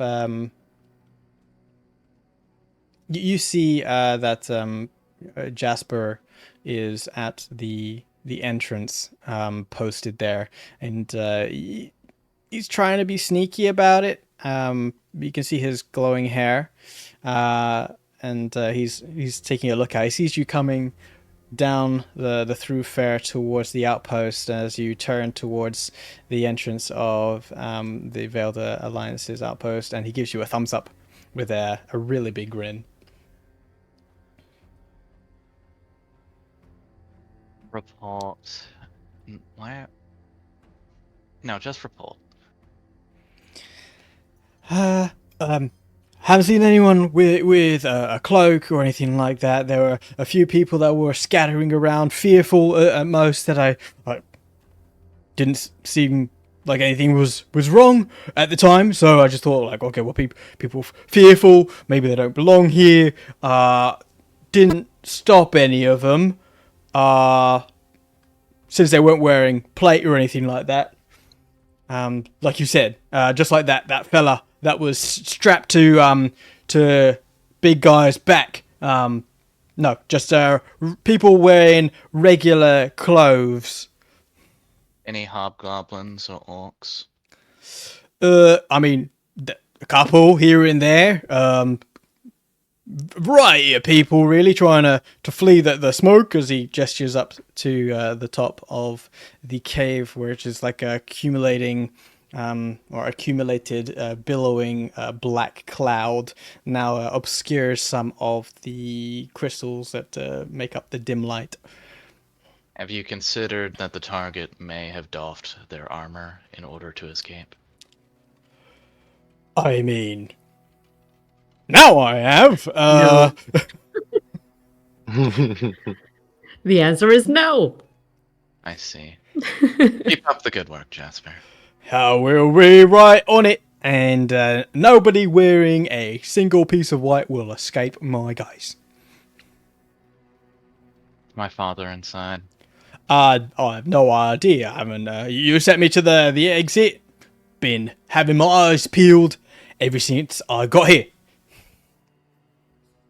Mark Right. my words. Make sure nobody comes in behind us that shouldn't be, dressed in white. I will do my utmost, or my name's not Flame of the Warrens. You're so cute in like a pathetic way. He gives you like a actually make an insight check. Oh. I'm so rooting for you two guys. Just so you know. You get the as you insult Jasper, you get the feeling like he's the kind of guy who enjoys that kind of thing, and he looks at you with a kind of minor lustful look. Damn. The lore we didn't need, but God, anyway. You didn't need it. I needed it. Now don't Alright, get any that's probably ideas, already new. Jasper. So, You have Lisan. oh, no ideas whatsoever, miss. I wouldn't want to have you be angry at me again. Right. Oh no. Integrating kink. Let's go.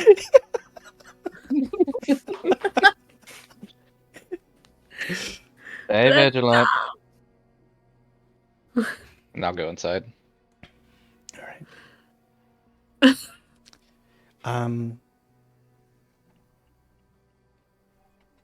Roll me a.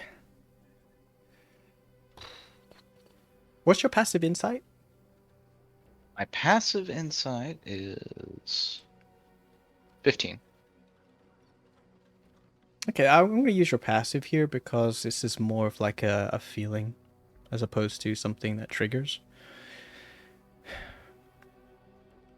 You're a bright lady, as well as, you know, insightful. Something gives you a little bit of unease. The fact that no one's come out, Jasper hasn't seen anyone come out, especially with the uproar, people fleeing the sorrows. Something, at least for Miller, should be out there, at least at the door. But as you get closer to the outpost entryway, you see that the door is open. Slightly. Oh shit.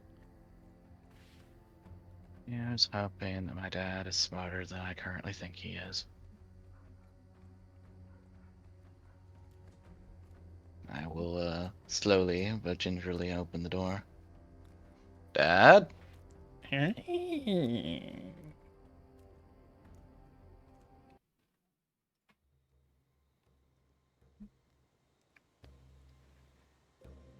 descend the stairs into the VA outpost.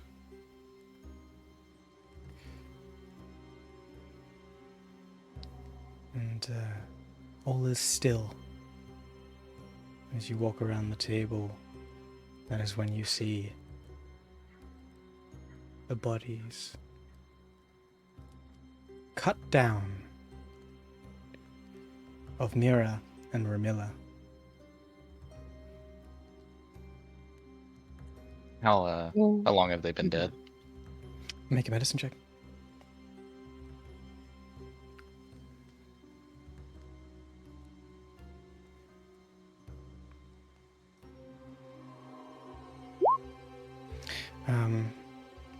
Mira is slightly warmer than Ramilla.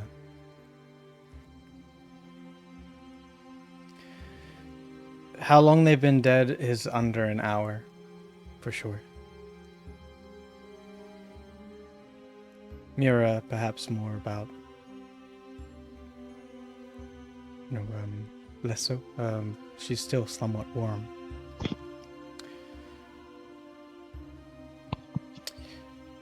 Under the table, as you lean down, you see a cast-off set of plate armor. And draped over one of the chairs is a white cloak. Oh my god.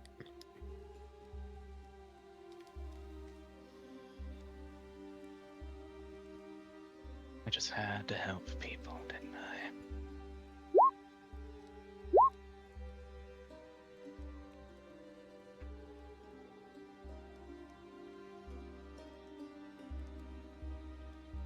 Start looking around. Does it look like the place has been looted at all, or? You can see that on the table, there are still some scraps of paper, for like maps and such. But the majority of the more critical information that you saw about the state of Gerst above, like anything that makes any like critical information that makes sense, seems to be missing from the table.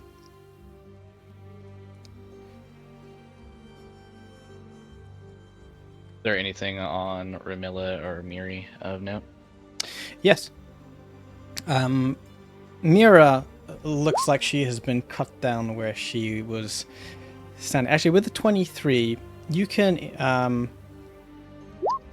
infer a little bit more than just like how long they've been dead.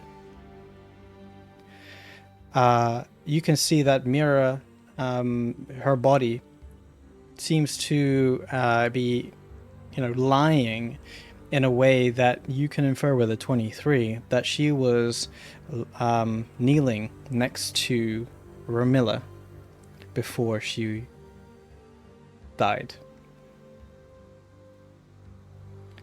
With the blood pooling on the ground around Ramilla, you can see, you can infer with the 23 that it's likely she was bleeding out on the ground for a while.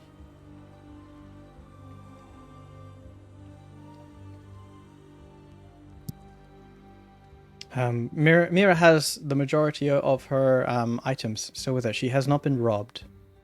And Ramilla is wearing the clothing that she has always been seen to be wearing, because apparently NPCs don't ever change clothes. She has a green cloak that sort of shimmers, as well as a long sword.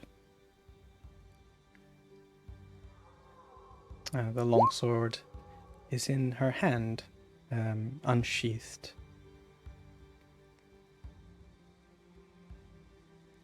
That they were caught by, or Ramilla was caught by surprise. And then Mira was captured.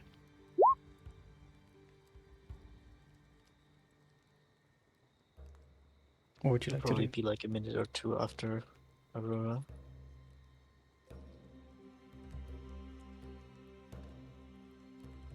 I guess I'll like go up here and check Ramilla's room and my dad's room and see if there is anything worthy of note. Weapon Obviously, I drawn. can't pursue the guy. You Jasper, get in here. stick your head out. Yeah. He is very active to your voice and straightens his tunic as he feels like there's a bit of mixed message here, as he's like, "Oh, yes, I will, miss." And he's strutting your way with a little bit of a hop in his step. I guess like halfway up the stairs, I'll see him come in. Laid out, moron.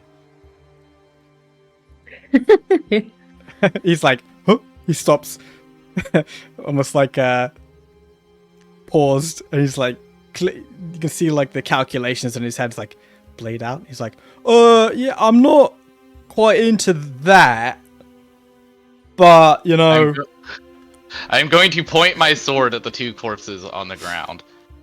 He sees the corpse. Let me just bring Jasper Stokin in here. This guy's a little bit of a kinky bastard. Not that blade. Put your pants back on. It's like undoing his belt. Outpost. Okay, Jasper's up there.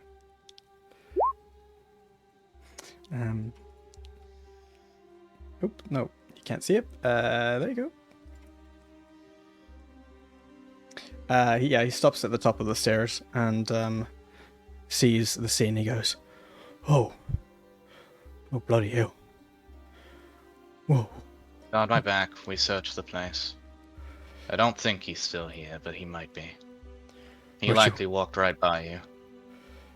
Shit! Oh, fuck! Want me to get him? What does he look like? Just watch my back. Jasper, with a flourish, produces both of his daggers, and his demeanor changes, and his hair glow softens down to more of a stealthy kind of glow, and he is totally on the job. I guess I'll just start picking through the place, see if there's anything that my dad left or Ramilla left. I'll eventually take the cloak and sword off Ramilla. Okay.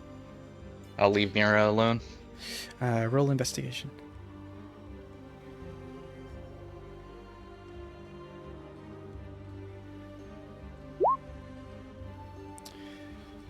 You spend some time looking over things. You don't find like a letter from your dad or anything like that. But what you do find is that the maps are all taken, as well as no body of your father.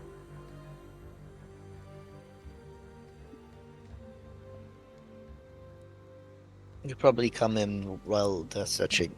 If that's the intended goal, if you all leave the mansion on the top tiers to head back after Aurora, you said that you were doing that.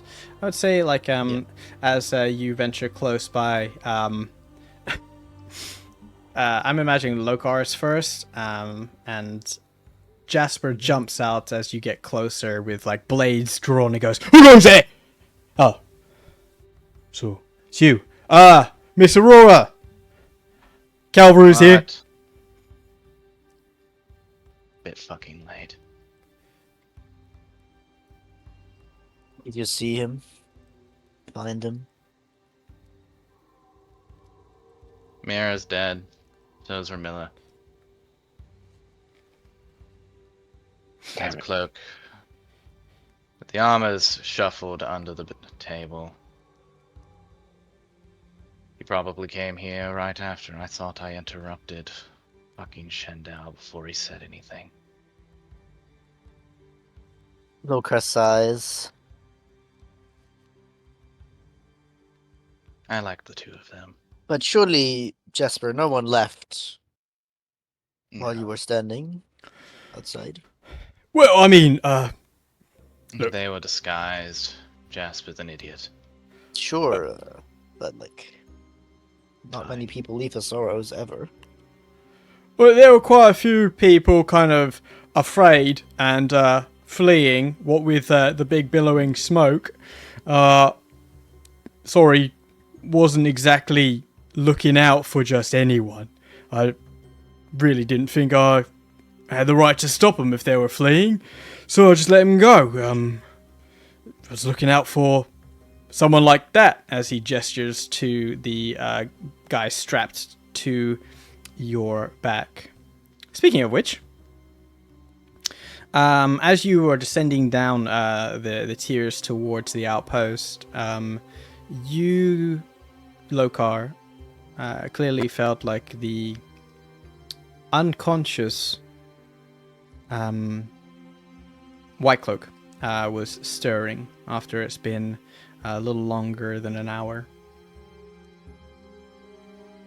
I see him Yeah, moving. I made sure though that he can't talk. He's bound up. He's not awake yet, but you get the impression that it won't be long before he rises once more. If it looks like he's gonna actually wake up, I'm gonna bonk him on the head with my staff. Let's go. Why don't we gag him though? I already have. He is him, gagged. Yeah. He's gagged. Okay. Yes. Gagged and roped and strapped. Yeah, Lokar's gonna look down and How long do I think it's gonna take to take that plate armor off? Probably like To plate tear it off armor is- him, it's 10 minutes or so to do it 10 successfully. Like if you were to do it to, in a way that keeps the intactness of the straps and everything, but if you like tear it off a body, we'll say it's a little shorter than 10 minutes, but there's a lot of pieces. It's also a question of how much do you want to remove, because doffing armor takes 10 minutes according to the rules, but you're doing something a little different.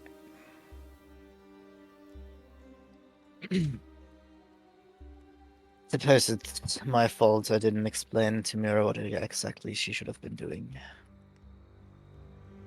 That's unfortunate. I liked her, even though she sticked me in the ribs.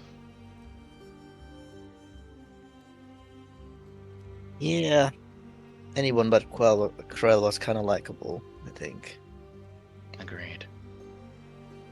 Jasper, run and inform Krell that Mira is dead.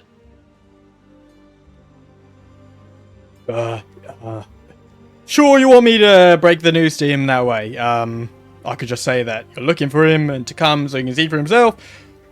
Breaking news like that is, that's a tough one. Do whatever you see is appropriate.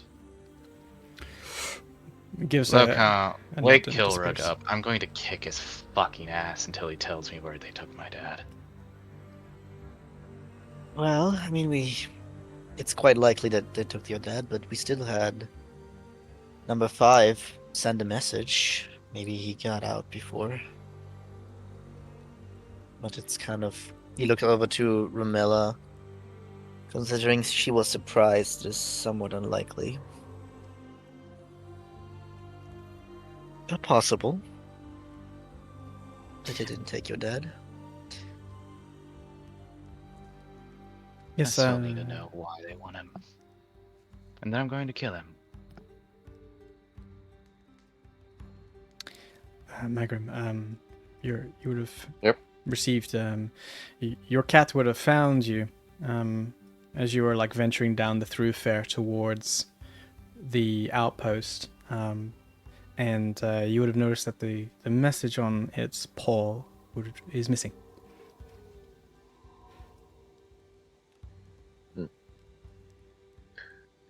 He will point this out to others and say, well, number 5 delivered the message to your father. I mean, either it got intercepted or he is in hiding. He's certainly not here. What did they take? You seem to have been looking through. The details of the city, communiques, maps, things like that. Most of what my dad was working on. Maybe your dad Thankfully, took it I'm on not a his way complete out. idiot, and I'll reach into my own bag, Hmm. and I have some of my own.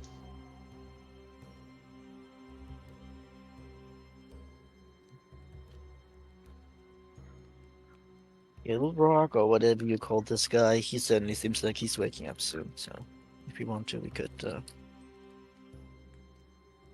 do it right here. Fine. Tie him to the table. And get me a couple candles. You can get those yourselves. Oh, well. I'm going to go warm up the fire. And you're gonna see her like pull out the probably like one of these other swords and just a little rest it in the fireplace until it's red hot. Yeah, for sure. You have like Ramilla's long sword that you've taken for sure. Or let's see, what did Mira have on her? Rip. I would have taken Ramilla's. I won't touch anything on Mira's body. Okay. Ramilla's long sword then.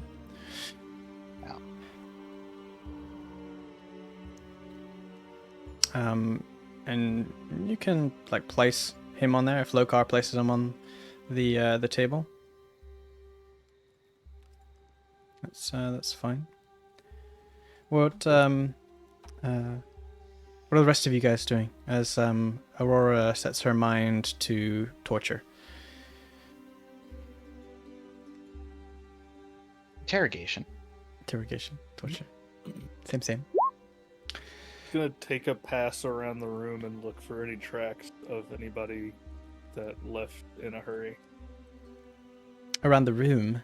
So the floor is like a worked sandstone, not layers of dust and such. So Gotcha. finding something might be tricky. If you go outside, maybe that could offer a roll, but the choice is yours if that's what you wish to do. Nah, I'll stay in for right now. Yeah. I'm just giving you like your passive survival would have been like footprints on stone. Like, come on. That's fair. Unless he stepped into blood. Just footprints casually like leading you to him. Okay. Magrum.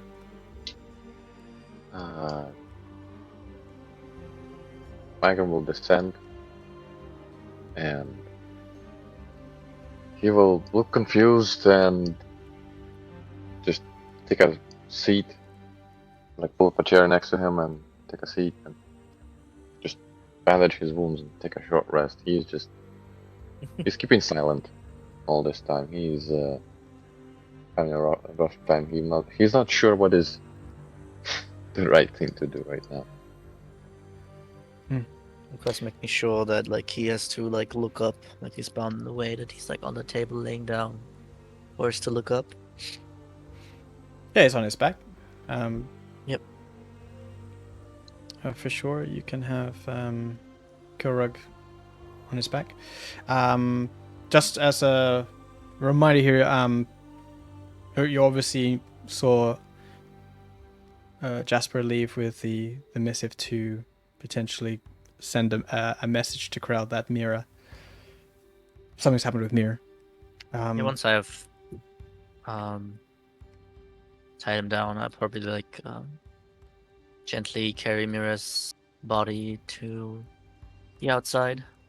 You take it like outside? Close to the outside. Okay. Yeah. And maybe I'll look over to Carrick and Magrum and be like, if you don't want to stay here, you can welcome Krell and explain what's going on. No. I do have a spell that might unseal his lips if violence fails. Need some Fair time. enough. And you, Carrick? Probably just hang out with you guys for right now. All right.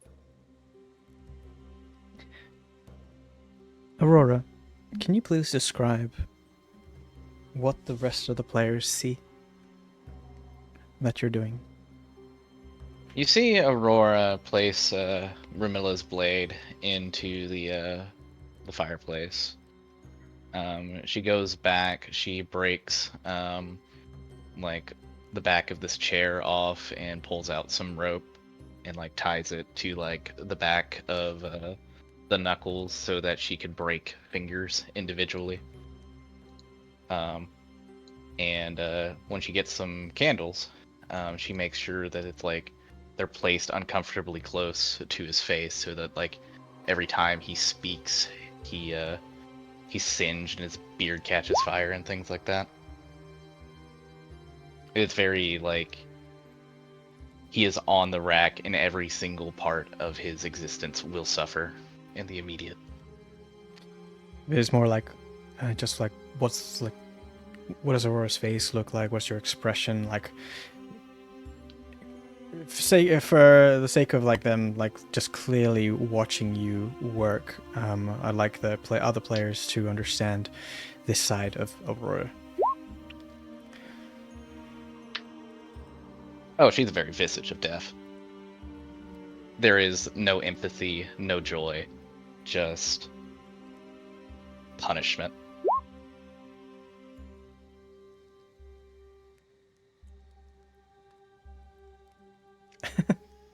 Okay. So Lokar, are you gonna go out front? No. No, you can Jesper carry. knows what happened. I carried her outside. I know, like, close to the outside. I know Jesper knows the situation. He can explain what happened. He certainly is gonna stay here. Okay. Everyone's staying. Mm-hmm. Okay. Yup. You see, you regard Aurora's candor and personality switch to someone diligently working as if a certain craft has been honed into her. You've all gotten to know Aurora throughout the time that you've been together, but right now, this is not the Aurora you know. In fact, Nissa is reminiscent of the Templars that you have seen almost daily in your life. Except this time, a Templar's eyes are on their own, it seems. And Kirill begins to moan softly and shifts, and his eyes eventually flicker. Slowly, they open. A moment goes by and he tries to struggle with the ropes. And then he takes in the surrounding area where he now is. And his head rolls to the side and sees you, Aurora. And you can see, despite even being in captivity, there's a fire in those yellow eyes as they regard you. So you're finally awake. Wonderful. That means we can begin. Gilrug the Crasher, former Templar, now dressed in white. Let's start with who you work for.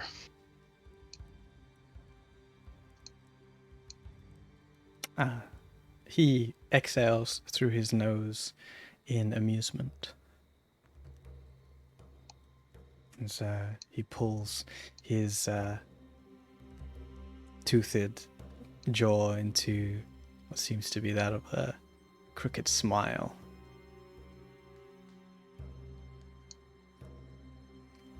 And turns his head away from you, looking up to the ceiling. Does a first look around the room to see the rest of you.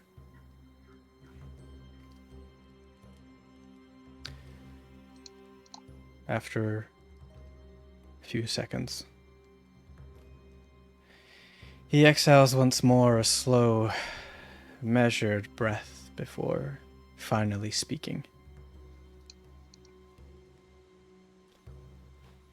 So this is how it ends. Not on the battlefield, not in the name of Gerst, but in some rat-infested hole, bound like a mutt waiting for the knife. It doesn't seem right, does it, Aurora? Wrong You answer. need to be better. And for I'm that. going to immediately pull one of the fingers on the wood block and break it. So, against the joint. Ooh. He winces in pain. He is on a single health point. But a minor wound like this is not exactly a wound, so to speak. You're doing it for pain. Kilrung, we spent a lot of time together. We spent a lot of time torturing people. You know exactly how long I can keep you alive. So I'm going to ask you again. Who do you work for?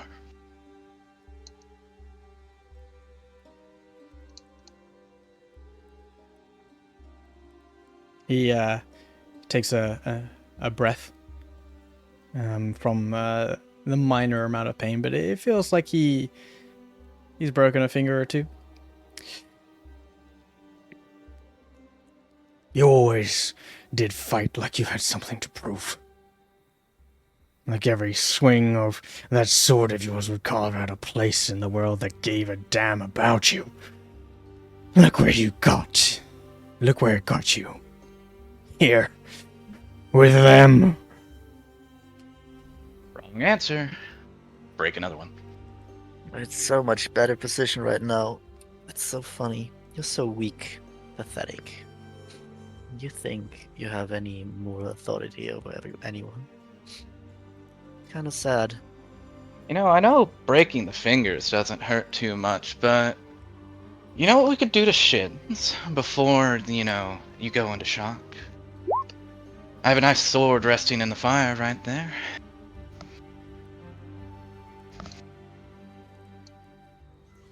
Again, who do you work for, Kilrug?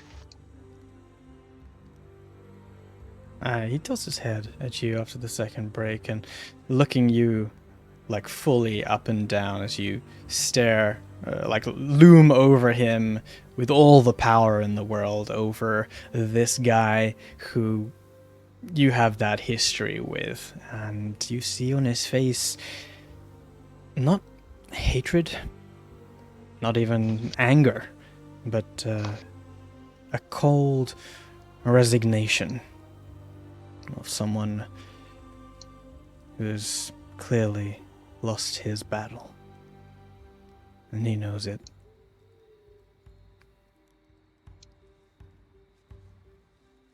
He grits his jaw once more.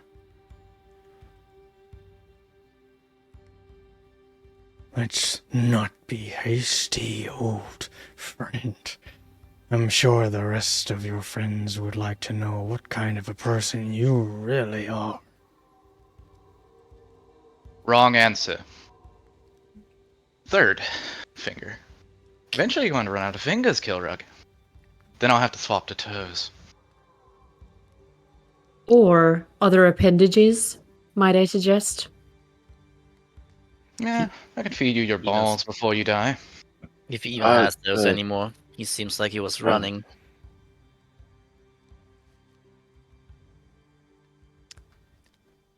You'd better start talking.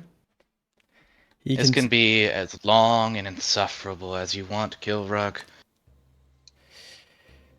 And I would enjoy it. He rolls his eyes. On second thought, I am going to go outside. Okay.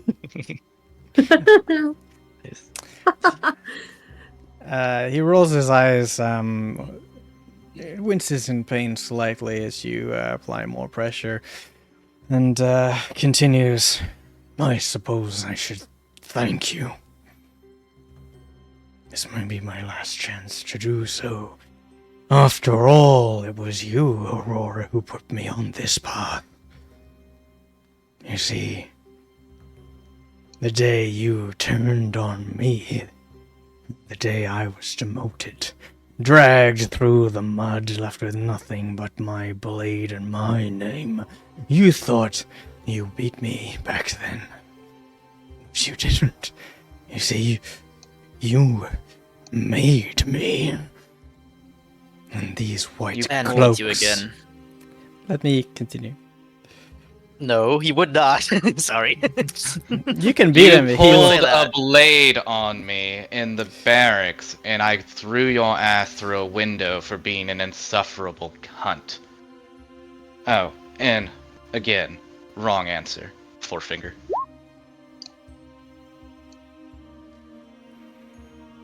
I didn't make anything, Kilrug. I threw you where you belonged.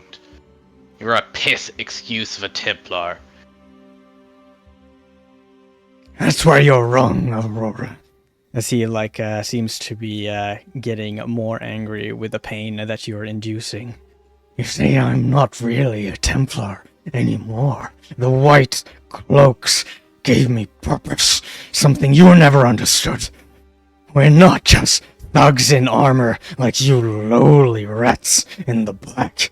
We are the fire that burns out rebellion. We are the blade that keeps Gerst from falling into ruin. And for every man we cut down, 10 more know their place. Ah, Used to yes. tell To them- rule by fear. I know it well. I'm a Templar. Break his thumb.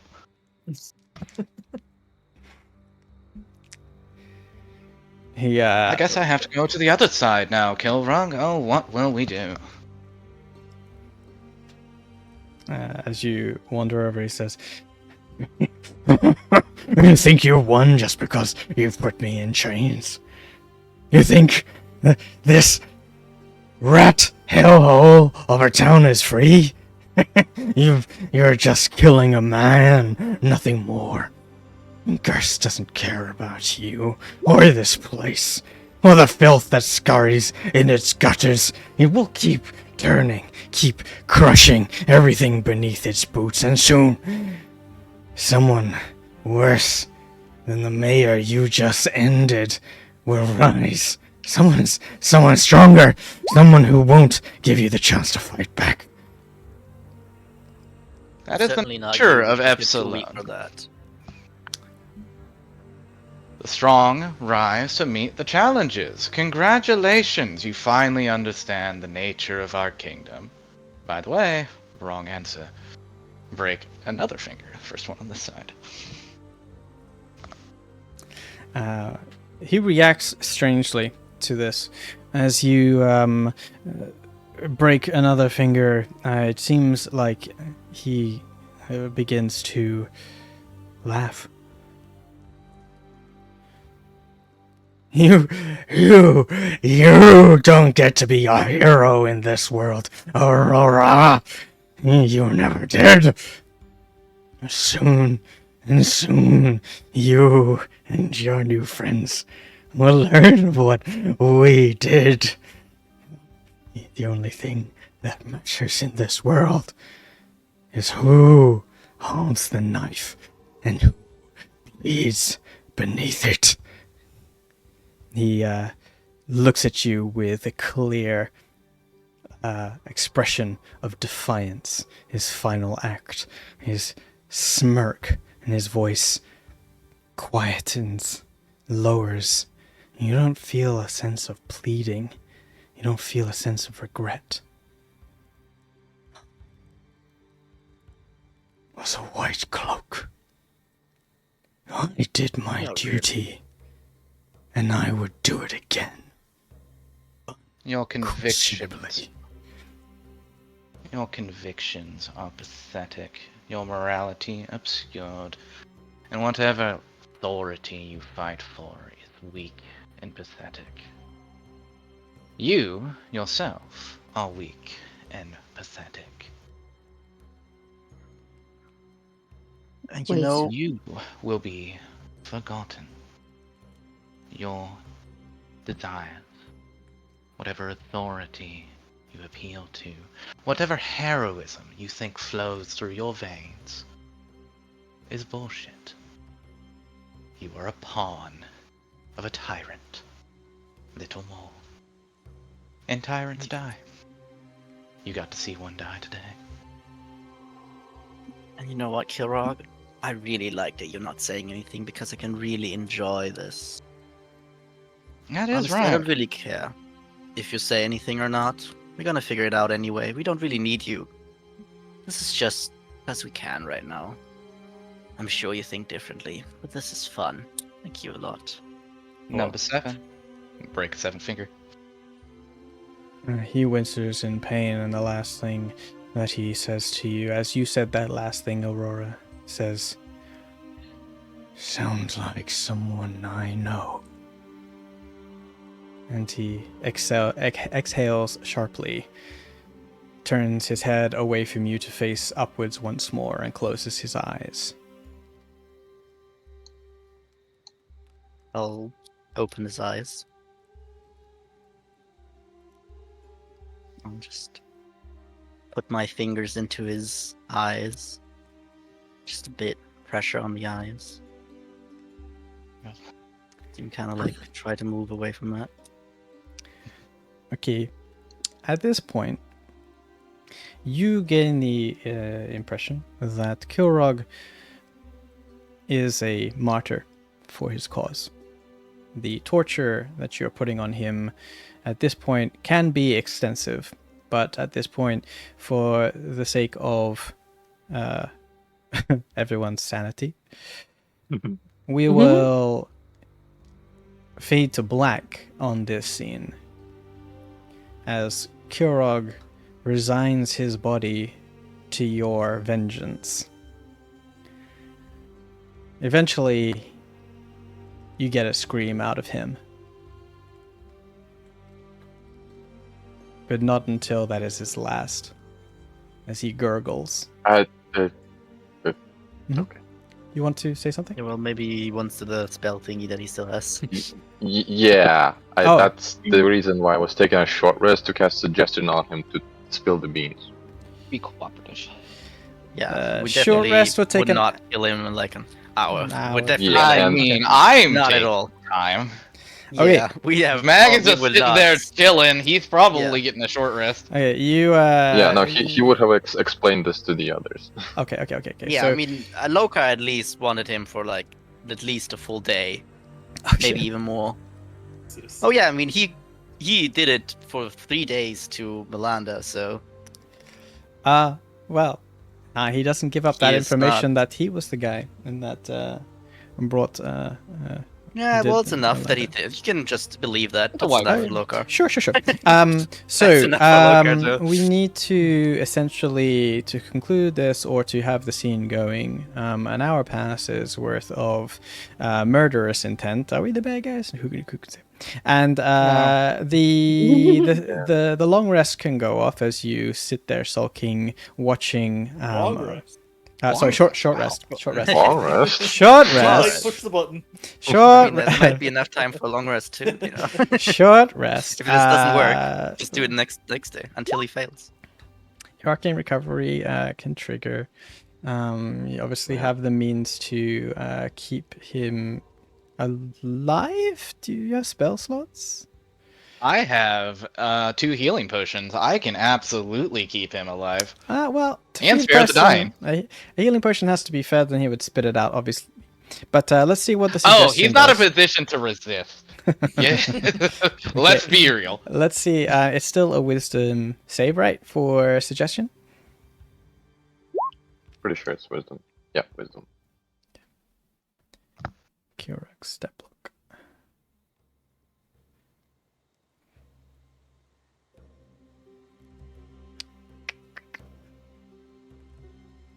Failed my command, of all things, so surely he'll fail this.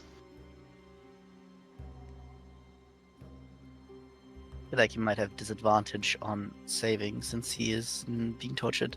Nope, he does not. Torture does not do that to a person. I don't know about that. Sure, fine. You attempt to cast suggestion on him, but you get the feeling that his conviction is not to betray anything of his order, and this is his fate as he resists your suggestion. Say anything on it that you can't do it multiple times. We can just keep him alive until tomorrow and do it again. Just put a tarp over. He might not survive the over night it. though. Torture over a prolonged period of time, regardless of like keeping him alive. Yeah, sure, you can have like healing spells and potions and stuff, but there's a certain point where a body will break if you continue to torture it. Given that you Well, want Melanda to, survived 3 days. She did, yeah, but you don't know what they did. Yup. So Yeah, we can slow down. I don't mind slowing down. Just stop, please. I think all of us had enough for today. Let's just keep him on ice. I guess just stop. Fucking hell, I'll use my spells on the thing tomorrow. Okay? I mean, Aurora, just think about how nice it would feel if he has forced to tell everything. We kept him for a reason, let's keep him alive.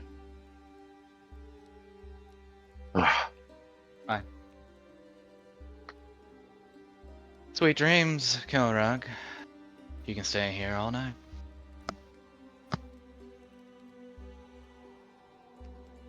At this point, probably he falls unconscious.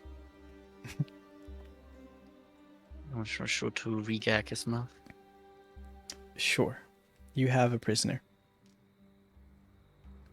Oh, we just completely leave him completely tied to the table. No chance to escape. Sure.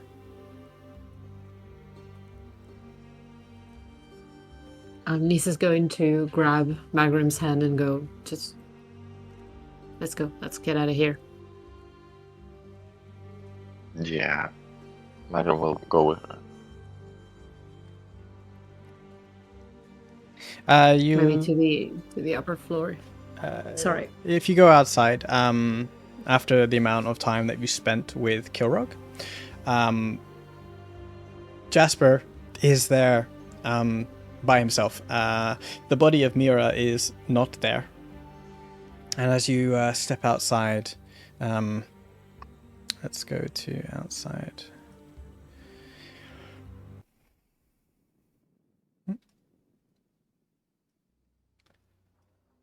Jasper is there.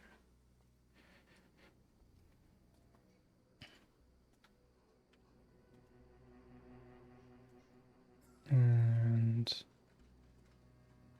okay, just to do this, a couple of things. I have some tokens on the GM layer that's cluttering my view.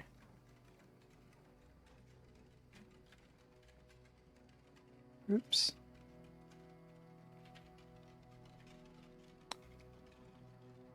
Okay, the rest of you come out. That guy.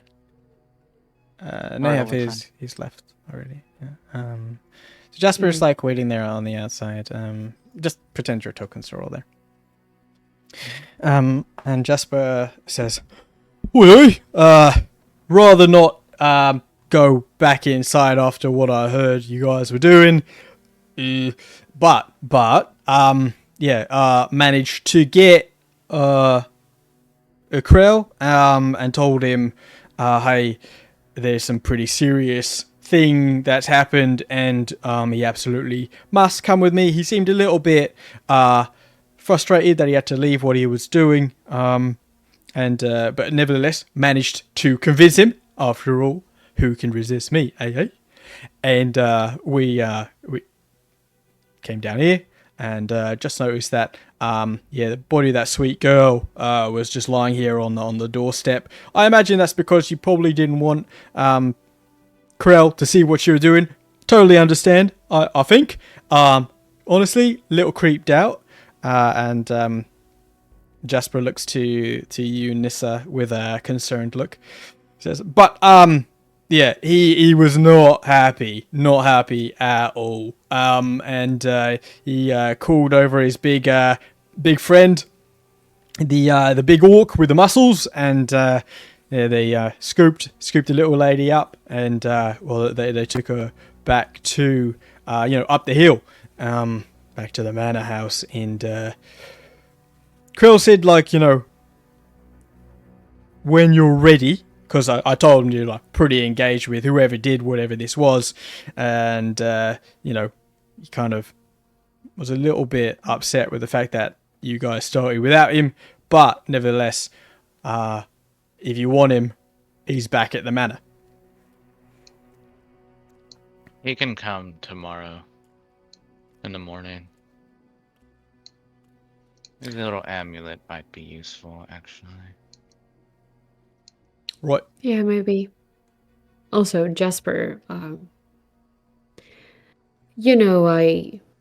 don't normally do this, but I think this time it was necessary.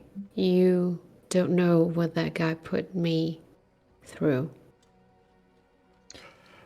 Look, back in the slave pens. I mean, I'm sure what you're doing is completely justified. Like, yeah, I know you, Nis. Like, right, I think I do. I mean, there's certain things that you just gotta do in this world. Some of them aren't the nicest, but some of them must be done, right? God knows I've seen enough in my time. Yeah, it's about justified. This is justice. No, it isn't. But it's fun, so it's fine. Jasper Well, I gives you wouldn't like a. exactly say it is fun.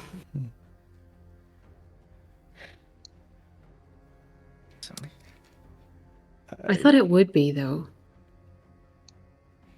Not I'm fun. disappointed. It's work. Yeah. Seems like we have plenty of minions. That's fun. Well, we probably can go to sleep right now. So, seems like a nice home has opened up. I'll probably sleep here. I don't know if anyone else wants to. Yeah. Karik, Ramilla was the one that saved you, right? She helped me save you guys. You helped me bury her. Yeah. Yeah.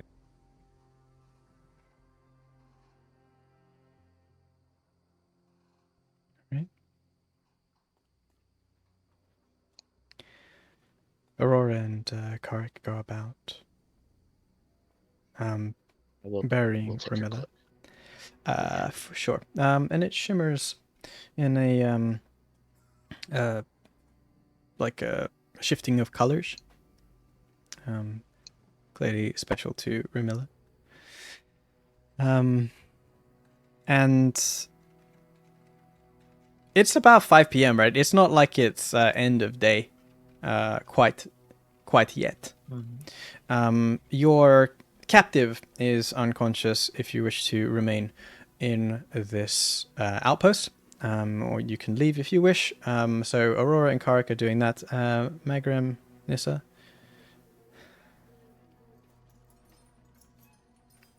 I don't know. I think if the guys passed out and the others are burying Ramilla, is it Ramilla? Ramilla.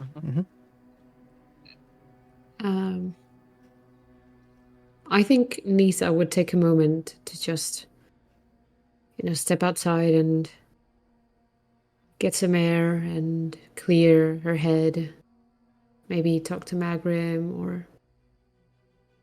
Oh, what's Magrim doing? Yeah, nothing in particular.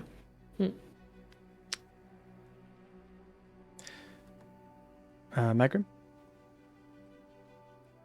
He's kind of just staring blankly into space and just processing what he saw, what he has read in books and such, and yeah, he's kind of just there, and he'll answer Nisa's questions, but he's taking time to himself right now. Okay. So there will be a portion of time where Magrim kind of gets lost in his own thoughts, clearly pensive, and the impact of the scene of seeing Aurora get to work, perhaps, clearly having a toll on him. Nissa, as you go about, Lokar, sorry, what are you doing? I think he's just inside and kind of testing the bed. Sure. Fluffing the pillows, like making sure that there's hot tea there, like making yourself at home with a Yeah, captive. having a great time. It's a great day. A beautiful day. Exactly. Just like home. Kicks your boots off, It's not the first time he's witnessed something like that. I'm sure. You probably you witnessed worse, right? Okay. So, Nissa, as you go and get some air, You find yourself, away from the group as you have your thoughts about like what happened, and as you casually stroll around, just out of the corner of your eye, you see,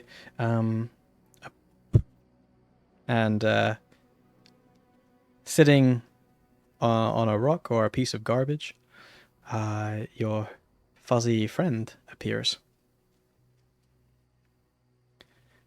Whoa there.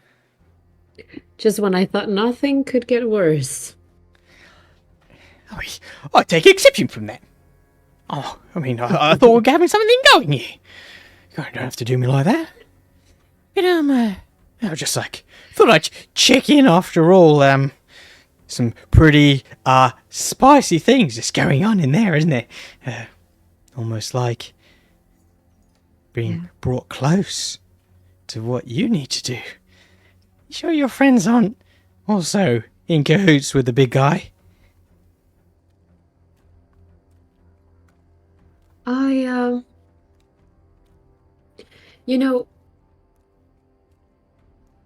don't think I've ever witnessed something like that. I thought torture would be more sophisticated, you know?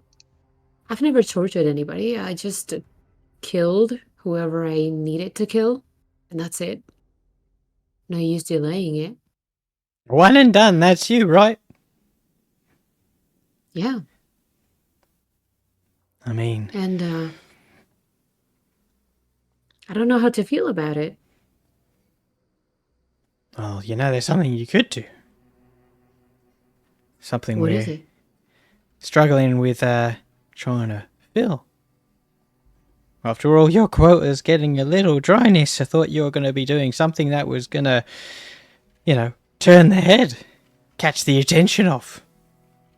Here you are, out here. But my plan, Stinky, is a long-term one, you know? I'm not gonna grab all that black powder and just blow up an entire city without thinking. I need to do it at a specific moment, and it's not right now. I could put this guy out of his misery, though, but he wouldn't be able to tell us what we need to get from him. Stinky puts his fuzzy claw on his chin and goes, "And what exactly is that, Nis, do you think?" Well, who he works for, who the White Cloaks are, why they're doing that, what's their purpose, what were they doing in Undergurst in the Sorrows, why they were dealing with the mayor, with Mayor Sindel. There are just so many questions, and all of them are unanswered, and it's honestly getting frustrating. And I can't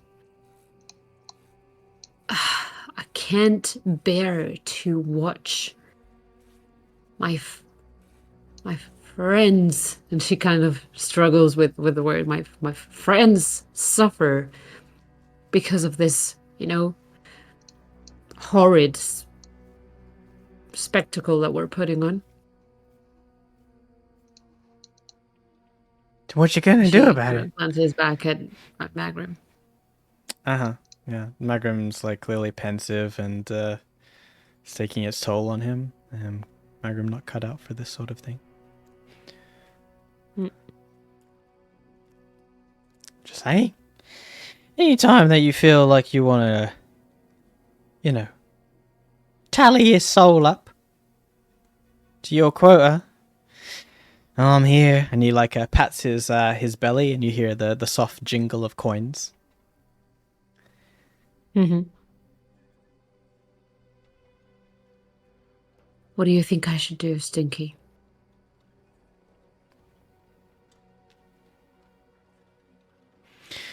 I'm just here trying to help you understand that despite whatever's going on in there, you've got another job to do, Nis. So do I. I'm not doing my job well enough if I just let you do whatever it is you're doing without fulfilling your quota. Things are not going to go well for me if that happens. So, looking out for you for looking out for me. I know. Look, I'll wait until tomorrow, see if he tells us what we need to know, and then I'll just hand him to you, okay? His claw comes out from under his chin, and he has this very wide, almost impish like grin. He goes, You promise, Nis? Live one this time? She crouches down before him just so that they can be at eye level with each other, and she looks at him and goes, I give you my word. Is that an oath from Misa? he gives you Kinda. Has anyone seen, like, it's an old cartoon called, like, Wacky Races? Or there's this dog that laughs like a whining kind Oh, of yeah. laugh, like, and that's the laugh that Stinky does. I love it. And it gives you a wink before curling up as tight as he can with his little fuzzy body and turns into sulfur smoke. Misa Yeah. straightens up and just pulls out her dagger, like the fancy hunter's dagger. And just observes it for a moment, checks that it's sharp enough. Accidentally nicks herself in the finger. Yeah, it's just been reforged. It's like razor sharp. Yeah. She goes, Oh, good enough. and what the? Puts it back and then goes back to the entrance. Hey, Nissa, You okay? what did one camel say to the other? I don't know. My back's killing me.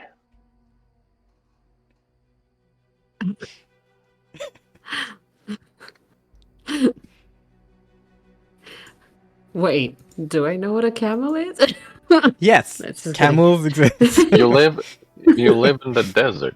Camels Come are on, everywhere.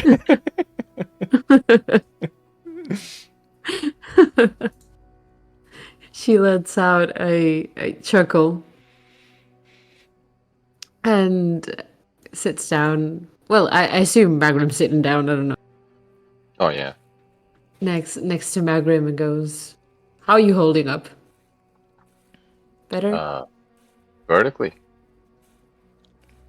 Well, I should guess so." That was awful. I'd rather not see that ever again, and we just use spells next time. They make people way more talkative, let me tell you that. Well, I would dare say spells might work better on some people, and physical violence, might work better on other people. But to be honest, I had always thought and imagined torture, but it never looked like this. So No? Really? I'm having mixed you- feelings about it. Did you imagine it as a whip? Or more blood chopping off limbs? Yeah, I think that was it. From what other people told me, Yeah.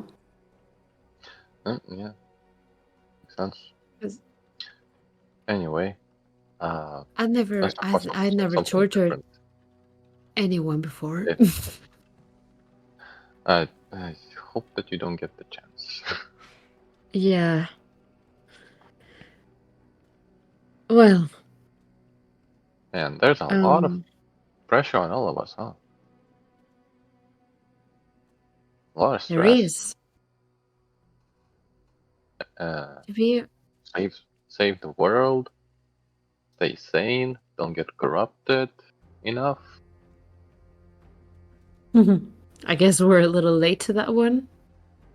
Well, knock on wood. Hopefully, I'll be fine.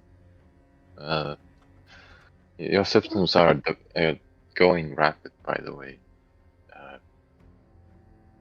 Just wanted to see how you're doing because it seems like Aurora is also having signs of it. Yeah, I noticed, and there's also the issue with the water from the well here in the Sorrows being, infused with corruption juice. I don't know what to call it. Fucking hells. Bad vibes. Bad vibes. Corruption vibes. Yeah. But feel if like people also- drink it, I just don't know Yeah, what will happen. it's just, and I read about this. I think there's this thing called stress. It happens when you see something horrific. I feel like all of us have kind of, shared a lot of horrific things. I feel like Aurora is going through a lot more of it than us, Probably. And she's taking it out on that guy. Looks like she has history with it. Yeah, apparently they trained to become Templars together or something. I don't know. She threw him out of a window. Man, the guy must be weaker than her then. Still, he's holding up. Yeah. She lost her home, her position. Man, I gotta talk to her. Otherwise, she'll lose herself. Maybe she did. We'll see. To the Fury. Maybe. By the way, To be honest, have you ever thought about flying? flying. Yeah. But we have flown, haven't we? We did, but you yourself. Me? Yeah, Oh. like a bird. No. Like, weirdly, no. Well, do you want the short explanation of it or the long one? Oh, please. The long one. Okay. So there's this theory. Okay, the guy's a bit unhinged, but he said that there's this thing called gravity. Uh-huh. And I figured that I could make spells that affect gravity. So I made one that lets me change the velocity and the ability for one person to control where this gravity goes. Basically letting you fly. You're losing me, Magrim. Please use smaller words.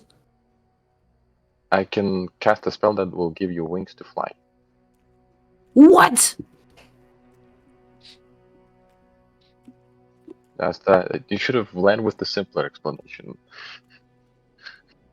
Should ask for that. But yes, next time we get finally outside of a cave, I want to use it on you so that you get to experience this. It's an interesting feeling. That would be cool. I don't know when we will have a chance to do that, but it's a nice thought. It's a nice thing to look forward to, I think. Yeah. And I By the think way, Magrim, yes, Nissa? I guess you didn't see him, but Stinky came up to me and just very gently job. So, To collect souls to bring your dead sister back, correct? yeah, You believe that? I have no power to believe otherwise. So, Like honestly, it all I have been taught and learned is that, well, creatures from the Nine Hells are liars, and that whatever they have shown you that they have the soul of your sister and whatnot, it can just be a ruse, a fake. You said that she died when she was young. Well, children's souls are more pure than adults. She has a more greater chance of being somewhere else rather than in the clutches of a devil. I don't know, Magrim. I'm not sure, but either way, I gotta do it until I can face my patron directly and ask him about the deal and the contract and all of that. I have to keep up. So I thought when this guy that we have strapped to the table tells us what we want to know, I'm just gonna, I guess you could say mercifully kill him. Mercifully take his soul. That's a nice spin to it, I guess, huh? Magrim, as you're having the conversation, Yep. Just roll me an Arcana. Alright.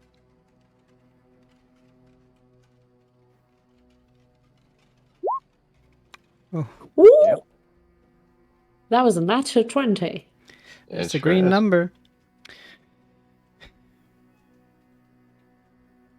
You've obviously never seen torture in that way, and you, in addition to having cast the spell before, and seeing the reaction and the conviction of what Kilrug said to Aurora,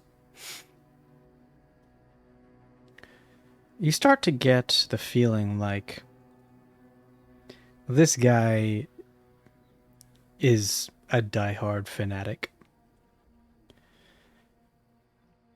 The wording that you feel like you could potentially use with a nat 20 feels like it could be quite a stretch. Knowing the ins and outs of the suggestion spell to say that it's a reasonable course of action that he would have to take against a fanatic might prove difficult. And you begin to have doubts as to whether the suggestion spell is the correct spell to use to get information out of a fanatic.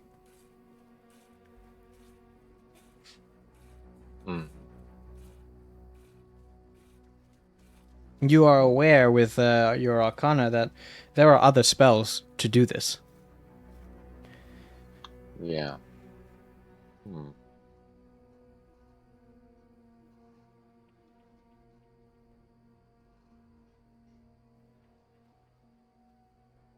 Megan will flip through the journal that he got from Chandel. The book? Yep. And he will go to the entry 113 as he's talking to Nissa, and he says, hold on. That guy is a nut job. I don't think that my suggestions will, will crack him fully. I'm pretty sure I read about this. Yes. See? Right there. 113. That a paladin is somewhere within the city. Paladin? Yes. I have heard that paladins can cast spells that make others speak truth. I have Do you heard think that he might still be around? we need someone that can use that kind of truth-seeking spell. It's my best bet is this paladin that is hopefully somewhere in here. Other than that, suppose I can ask Aurora about Carrick. I'm not sure if they are possessful of that knowledge. I don't know anything about paladins, to be honest, but I was just asking because it appears here that the paladin was around before we even got here, so that was a while ago. True. He could have left, but I mean, we could always ask at the tavern. The only tavern. The only one, yeah. Or the inn. Just to see if he's still around. Yeah, but cracking him with a suggestion will be Not enough. he will spill something, but not the whole truth. I'll need to word it very carefully for him to specifically say and work with me. Yeah. Yeah. But anyway, Nissa, your intentions are good. You want to free your sister. I see it. You are a good person. He says that with full sincerity as he can. But I hope that you will not create, this gateway, this ripple within yourself to make you truly evil. And I also wanted to ask, why did you lie in the slave pens to us? Lie? Yeah, you killed that slave in the middle of the night.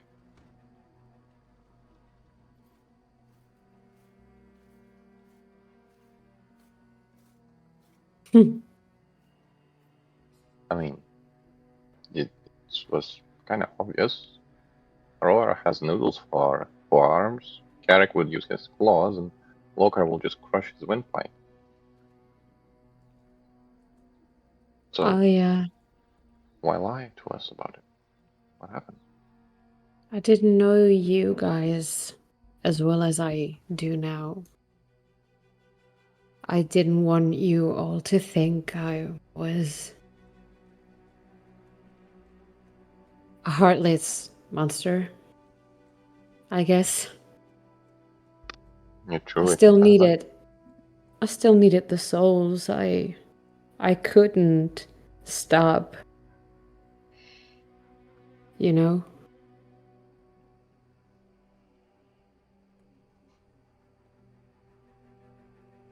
Right. And you believed yourself to be a heartless person?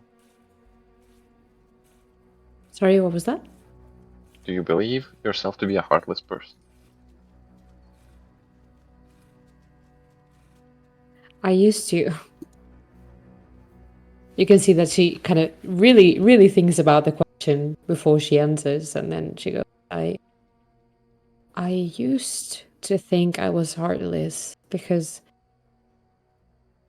right after what happened, I was so devastated. I didn't think I had a heart or a soul for, anything anymore.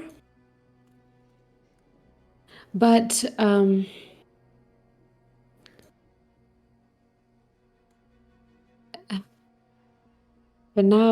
it's different. Now,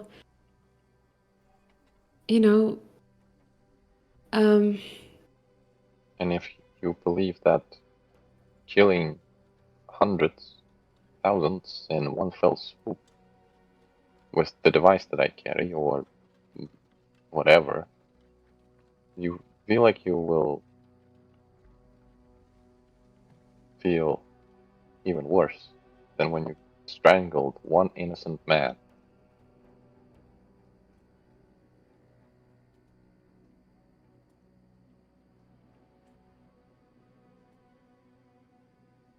Look, I'm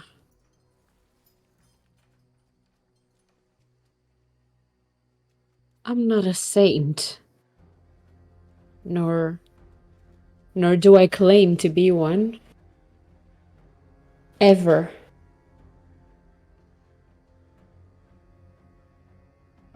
I know that fiends and demons lie. But it's not, right now, it's not in my power to question that. I have no way of knowing whether they're lying or telling the truth or making up illusions of my sister bloodied and in chains and projecting them into my mind night after night after night after night, Magrim. I think it's come to a point where it has chipped away at my sanity a little bit, and I think that what I need right now is to just get my patrons' attention. And the only thing that I think will get his attention is, sadly, death.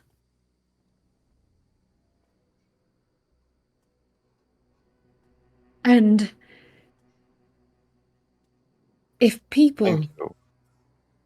have to die for me to talk to him, I think I should do it, because what other way is there, Magrim?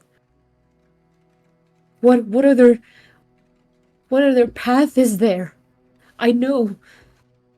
And she will kind of turn, her voice will kind of turn a little pleading, a little bit. I know I'm not easy to be around. I know this is so wrong. I know. I still have some sense left in me. I swear. I know I make things harder than they need to be in general, but Hey, please, hey, Magrim. please, Nissa, come here. Just don't give up on me, please. He will. Not yet. He outstretches his arms towards her for a hug. She will hug him. Really Thank tightly. Yeah. Thank you. I seen that the bags under your eyes were not getting any smaller. Kind of goes for all of us, but thank you for speaking your mind. And as they I break am apart. not, Oh, sorry, go on. and I'm not giving up on you. You already made an impression on me that is not something I'm interested in. I am interested in helping you, your sister, and slaying whatever foe comes our way. And if that unfortunately aids a devil, a fiend, then so be it. For I know that I have your back in the end, and you will have mine. But thank you for letting all of this out. She nods and, swallows around the lump in her throat and kind of, settles down a little bit. And as they break apart, from the hug, she stays a little closer, and looks into Magrim's eyes and just goes, thank you. Thank you for having my back. Always. Thank you for believing in me all this time. I know I take so much more than I give. I'm aware of that. But I'm willing to risk a lot more than my life for you, so there's that. Magrum is taken aback by this, and he says, "Well, let's hope that doesn't get. You don't need to use that, okay? Sure. Yeah. Listen, just be careful. You are a good fighter, and you have a heart. And listen, just for this moment, let us be at peace. And I think Aurora does this sometimes. She just becomes silent with Loka for whatever reason. Yet, I think I want to break that silence with you. And Magrum will put his hand on the cheek of Nissa and gently guide her head towards his chest to where she can hear her heart beat in a calm rhythm. And he will cradle her and brush her hair with his other hand. Oh. Loka! We will leave the scene there. Very Yeah. good, the role play, guys. And we will turn to the inside of Torture HQ with Kark, Lokar, and Aurora. You guys are in the outpost still. Is there anything you guys want to do?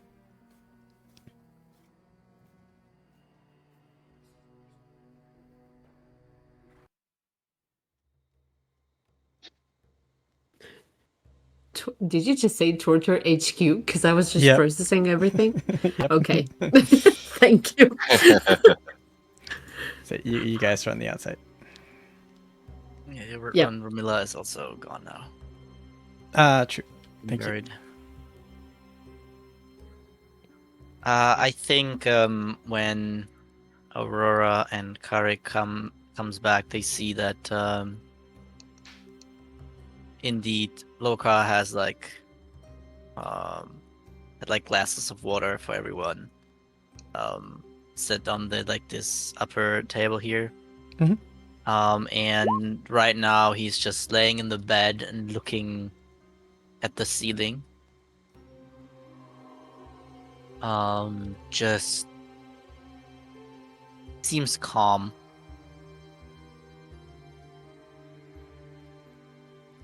It's hard to tell.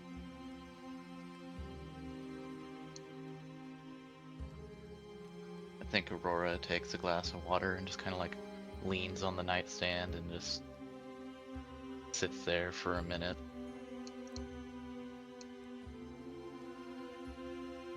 You have family, Loka. I do. Do you care about them still, or are they just... Of course I do. whatever?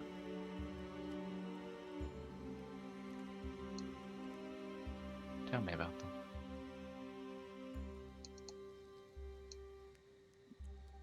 His eyes kind of sits up to kind of face Aurora. Well, my parents are really different. Kind of like opposites finding each other. Quite cute, to be honest. My father used to be sort of gladiator. I think it's long past his days since I've ever grown up. They decided to rest, kind of, once they got me to find a clan and lay down so I can have a normal life growing up. I think my mother first met him because he was very heavily injured, and the only thing that he knew to do was to drink alcohol to heal himself. But luckily she is quite capable, so she made sure so that he stayed alive, doing his crazy things.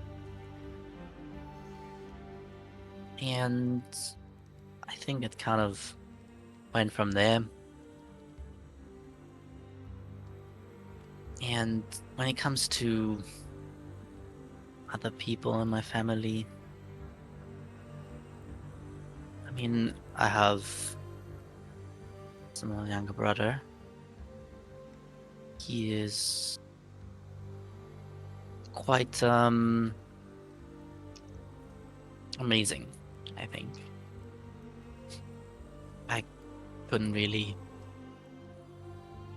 see much of him, unfortunately. But I'm glad that he was born later than me. He didn't have to go to the war like you, did he? No, he didn't. I mean, I was honestly too young to go to the war even, but I insisted. That's how it goes sometimes. I care about them, yes. But fortunately I've become more of a problem than an asset for them. They don't hate you, do they? I don't think so. My family, at least. My clan, different story, maybe. Maybe my father is unhappy, but he might also be the person that can understand it the best. Not to tell. Not quite the person that treats people well, so who knows.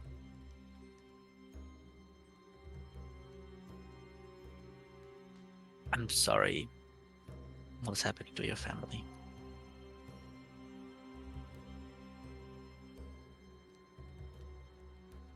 I think that's the first time you've ever apologized to me.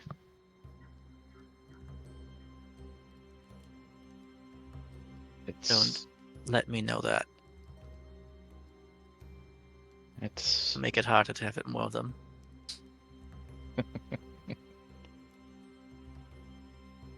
not your fault, okay? I made the mistake. I thought I had time, that Mag's stupid little critter would find him, or that he was...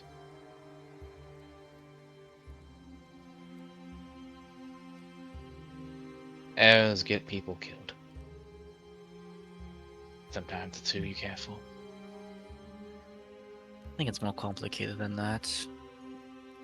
I mean, maybe he did get it in time, but we also were in not much of a position to fight. We didn't even know what his plan was, where he could be going. Nor if he had backup. We could have all died. And on top of all that, we didn't even know they were here.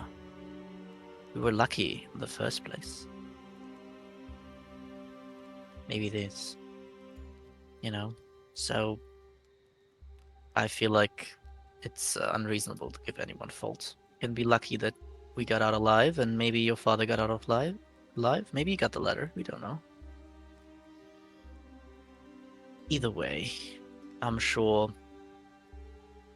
we'll get him back. He is a stubborn and tenacious old man, I'll give him that. Well, yeah, I mean,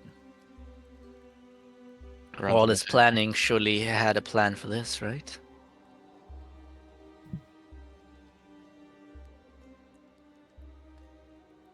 What concerns me the most, Lokai? The plan was half thrown together. He seemed to be trying to build it. He had too much in his own head and not enough people to help him.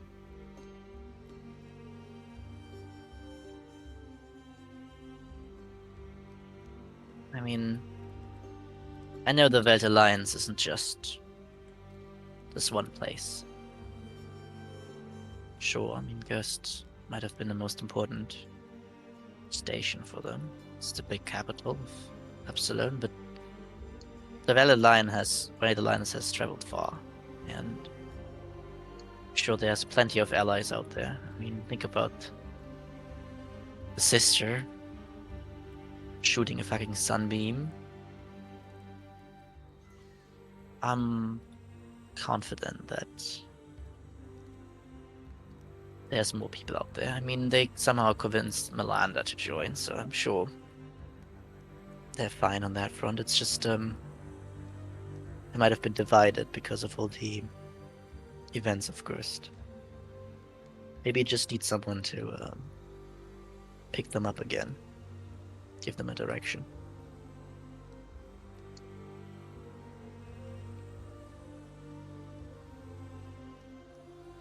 Failed alliance of the fucking city.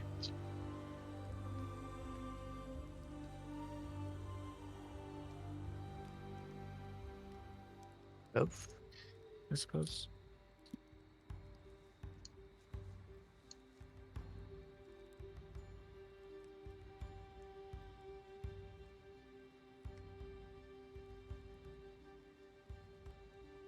And I'd see Aurora just kind of like sit there and just stare into the water in appreciation of silence. Loka gives you a smile, kind of like lays back down into the bed.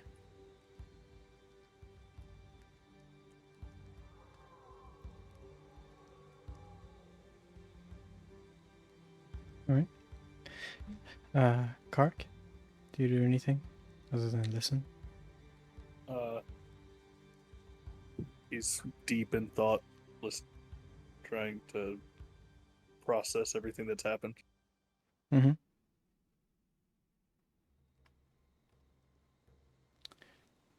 You can see a change in Aurora, just as a fly on the wall that is always watching. She's back to how you have known her since you've been together. Just connected from the kind of mentality that she had back went downstairs. You look over the edge to the table of the unconscious hobgoblin white cloak that you have now learned his name is Kilrug. And the words that he said, the words that fell on deaf ears. And you also regard the calmness of Lokar and Aurora during what you witnessed, which gives you a certain perspective that perhaps you've never seen before.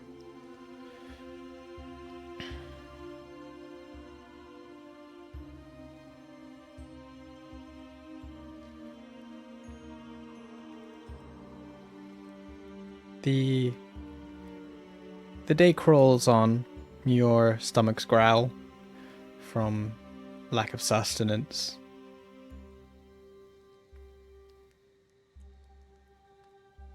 Nissa and Magrum, is there anything you return to the interior, or do you go somewhere else?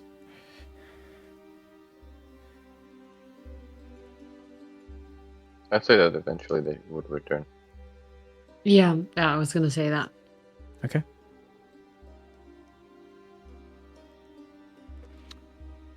Put you back in the scene. There enough beds for everyone in theory? Yeah, Like certainly. bed-like places? Certainly not in this small outpost. It's just like one, but potentially a cot underneath the stairs. Nothing of a accommodation from an inn perspective. It's an outpost. Maybe, yeah, you guys also see, like, obviously there's a glass of water for you on the table. If you're willing to take. And as you guys come in, he also sits up. Alright. Do we, I could probably get some accommodations for us into this room if you want to. It's, in terms of isolation, it's pretty nice, but, go and also, sleep somewhere else if we really want to. I'm fine with sleeping on the floor, really. I don't mind. Well, like at least, I won't be able to move a bed, but I can at least, something that can cushion you a bit. Can probably may arrange that. It should be easy. I mean, we know where we slept last time. I can just move some stuff from there. It's okay, Lokar. We're all very, I guess we're all very tired after that fight and all the things that we just did and saw and witnessed. Well, even more need for a nice bed. And I mean, we still have time before we go to sleep, so. We can also do it a group effort if you don't want me to do it on my own. Sure. If anyone prefers a bed, I could help you get it. Do you hate beds, Nissa? No. I think she's just scared to share one right now. Not ready. Not regarding beds, Rora and Lokar and Kerek, if you could please. He just waves over to him.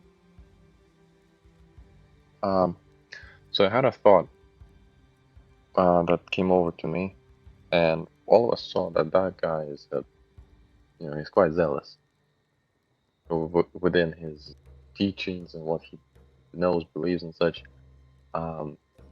That what I say to him must be worded very carefully for him to even budge. What could be an easier asset for us is someone who can cast spells that reveal lies, such as a truth zone spell. Now, I know that paladins and clerics possess such power, and in the Journal of the Mayor, I have read that a paladin has been within the city. I think I by have paladin. written. I don't have such power, Mag. If you can't suggest him, we kill him, we move on. Well, he kind of sits up. I have had the pleasure of this problem before, I suppose. There is 3 ways to easily, make this possible. Thing 1 is you just tell him that you are part of the Order and you need to know. And the moment it becomes reasonable for him to tell you, right, he will tell you. The second part is there are other spells that can make him more friendly towards you, which will immediately kind of support that second part. So I think suggestion can easily work with given circumstances. I know. And I think the paladin, I'm afraid the paladin might be the person that we found on the table. I mean, could be. Or paladin, Aurora's dad. Fair enough. That is a reasonable take of him, yes. So I have just in my just did some thinking, and here are some that I have come up with here, and he'll like put a small piece of paper on the table where he have written the possible suggestions that he thought of. Mag, you are much more talented at the arcane than I, so I have no choice but to trust you. If it doesn't work, we kill him. We move on. I have to trust that my father is fine, and I must carry out our former objectives. Yeah. At the end of the day, I don't really think he's probably not a big dog. I mean, I don't know. From the history I've heard between you and Aurora, he seems to have failed pretty significantly at being a Templar, so I can't believe that he's a big dog wherever he's at, so maybe we wouldn't even have any good information on him, who knows. Yeah. Just these are the ones that I was trusting the most, and the ones I'll be using. Yeah, I think just maybe I'll change it a bit, but yes. if he believes that you are here to help him, if he tells you, or you are part of his order, I guess you might, want to hide your face or something so that you look like a human. Then he can't really do anything. If the spell takes hold, he will believe that. It's the truth. Yeah, I know. It's just... yeah, that's... I guess the only one thing for us to do is to wait. Oh, and regarding the beds, I can take a coat. You two don't want to share yet. You want me to share it with you? With each other, doofus.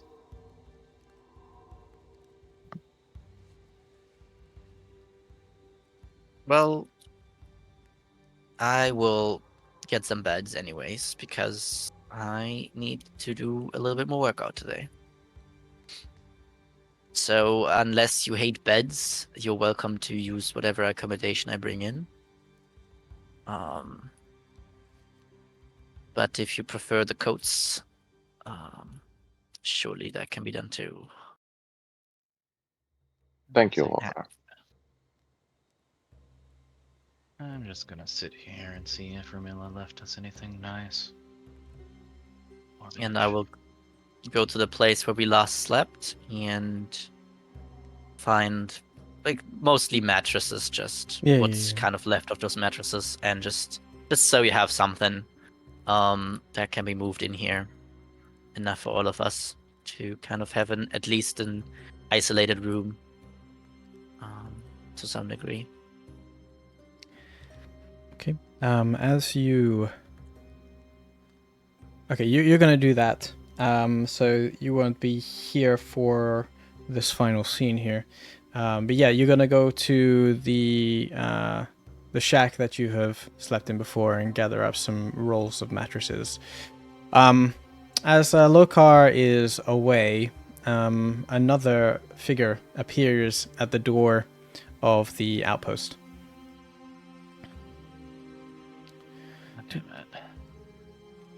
Oh, who is it? There's somebody at the door. Somebody at the door.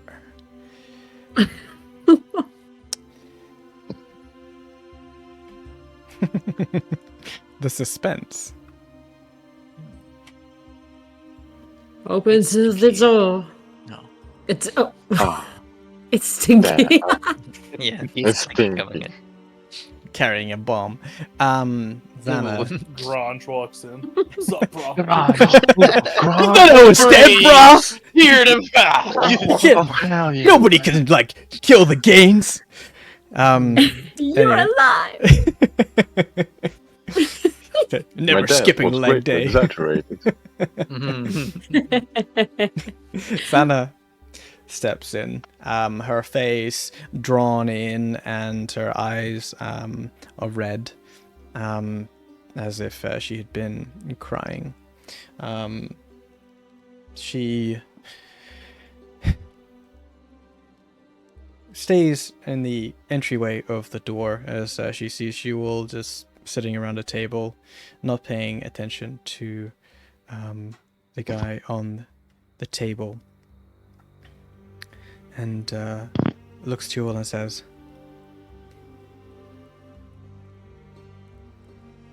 "I'm here to give you what is owed."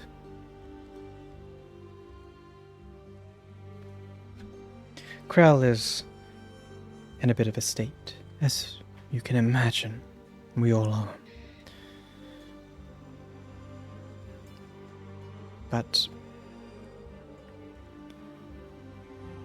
I don't like loose ends, and a promise that Krell makes is a promise the blades give together. I know it's not much, but Krell did say that he would give you what was found in the coffers. And I'm here to deliver.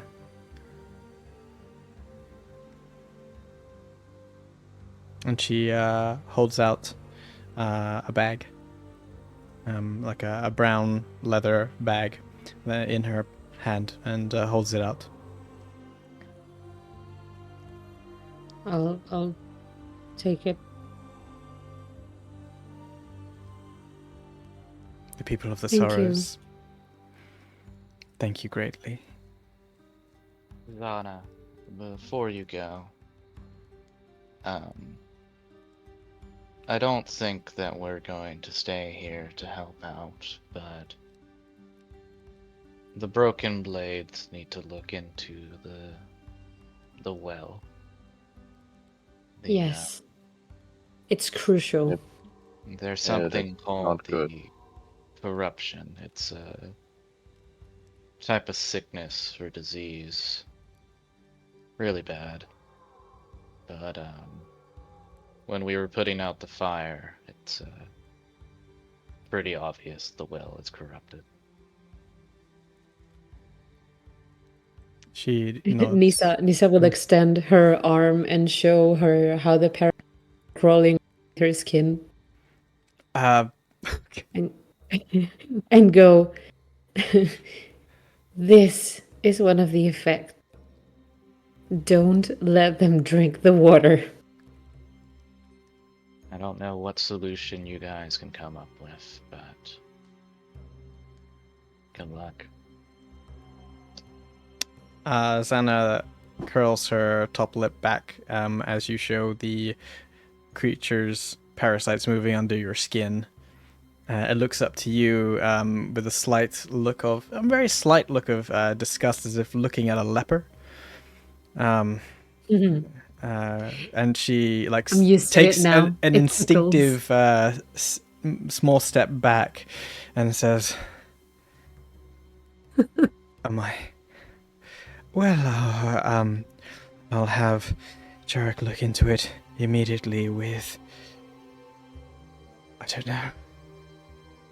And Zana, whatever is down there that's doing it, don't underestimate it.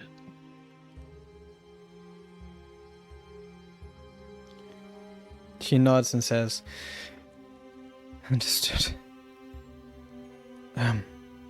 Elira has informed us that you intend to leave tomorrow. Elira will be here as soon as possible in the morning. She's eager to get back to, well, us, since losing Mira." And as she says Mira's name, her voice breaks, and her lower lip trembles. She catches herself and stands up straight, if she wasn't already standing with perfect posture. "Once again, we thank you for your part in this.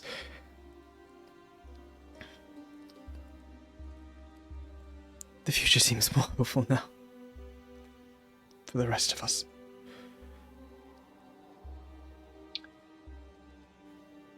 Of course. Thank you. Have a Fox Tactics Day. Or whatever you do. Xana does a small head bow before spinning on her heel. Just at the point of where Nissa being that close, you see tears start to form in her eyes once more, and she leaves you.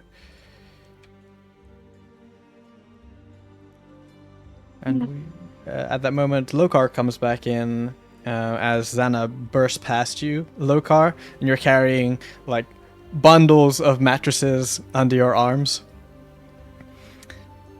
with a confused look on your face. And we will leave the episode there. Nisa, Yeah. How much did we get? give me that. Nisa. Give me.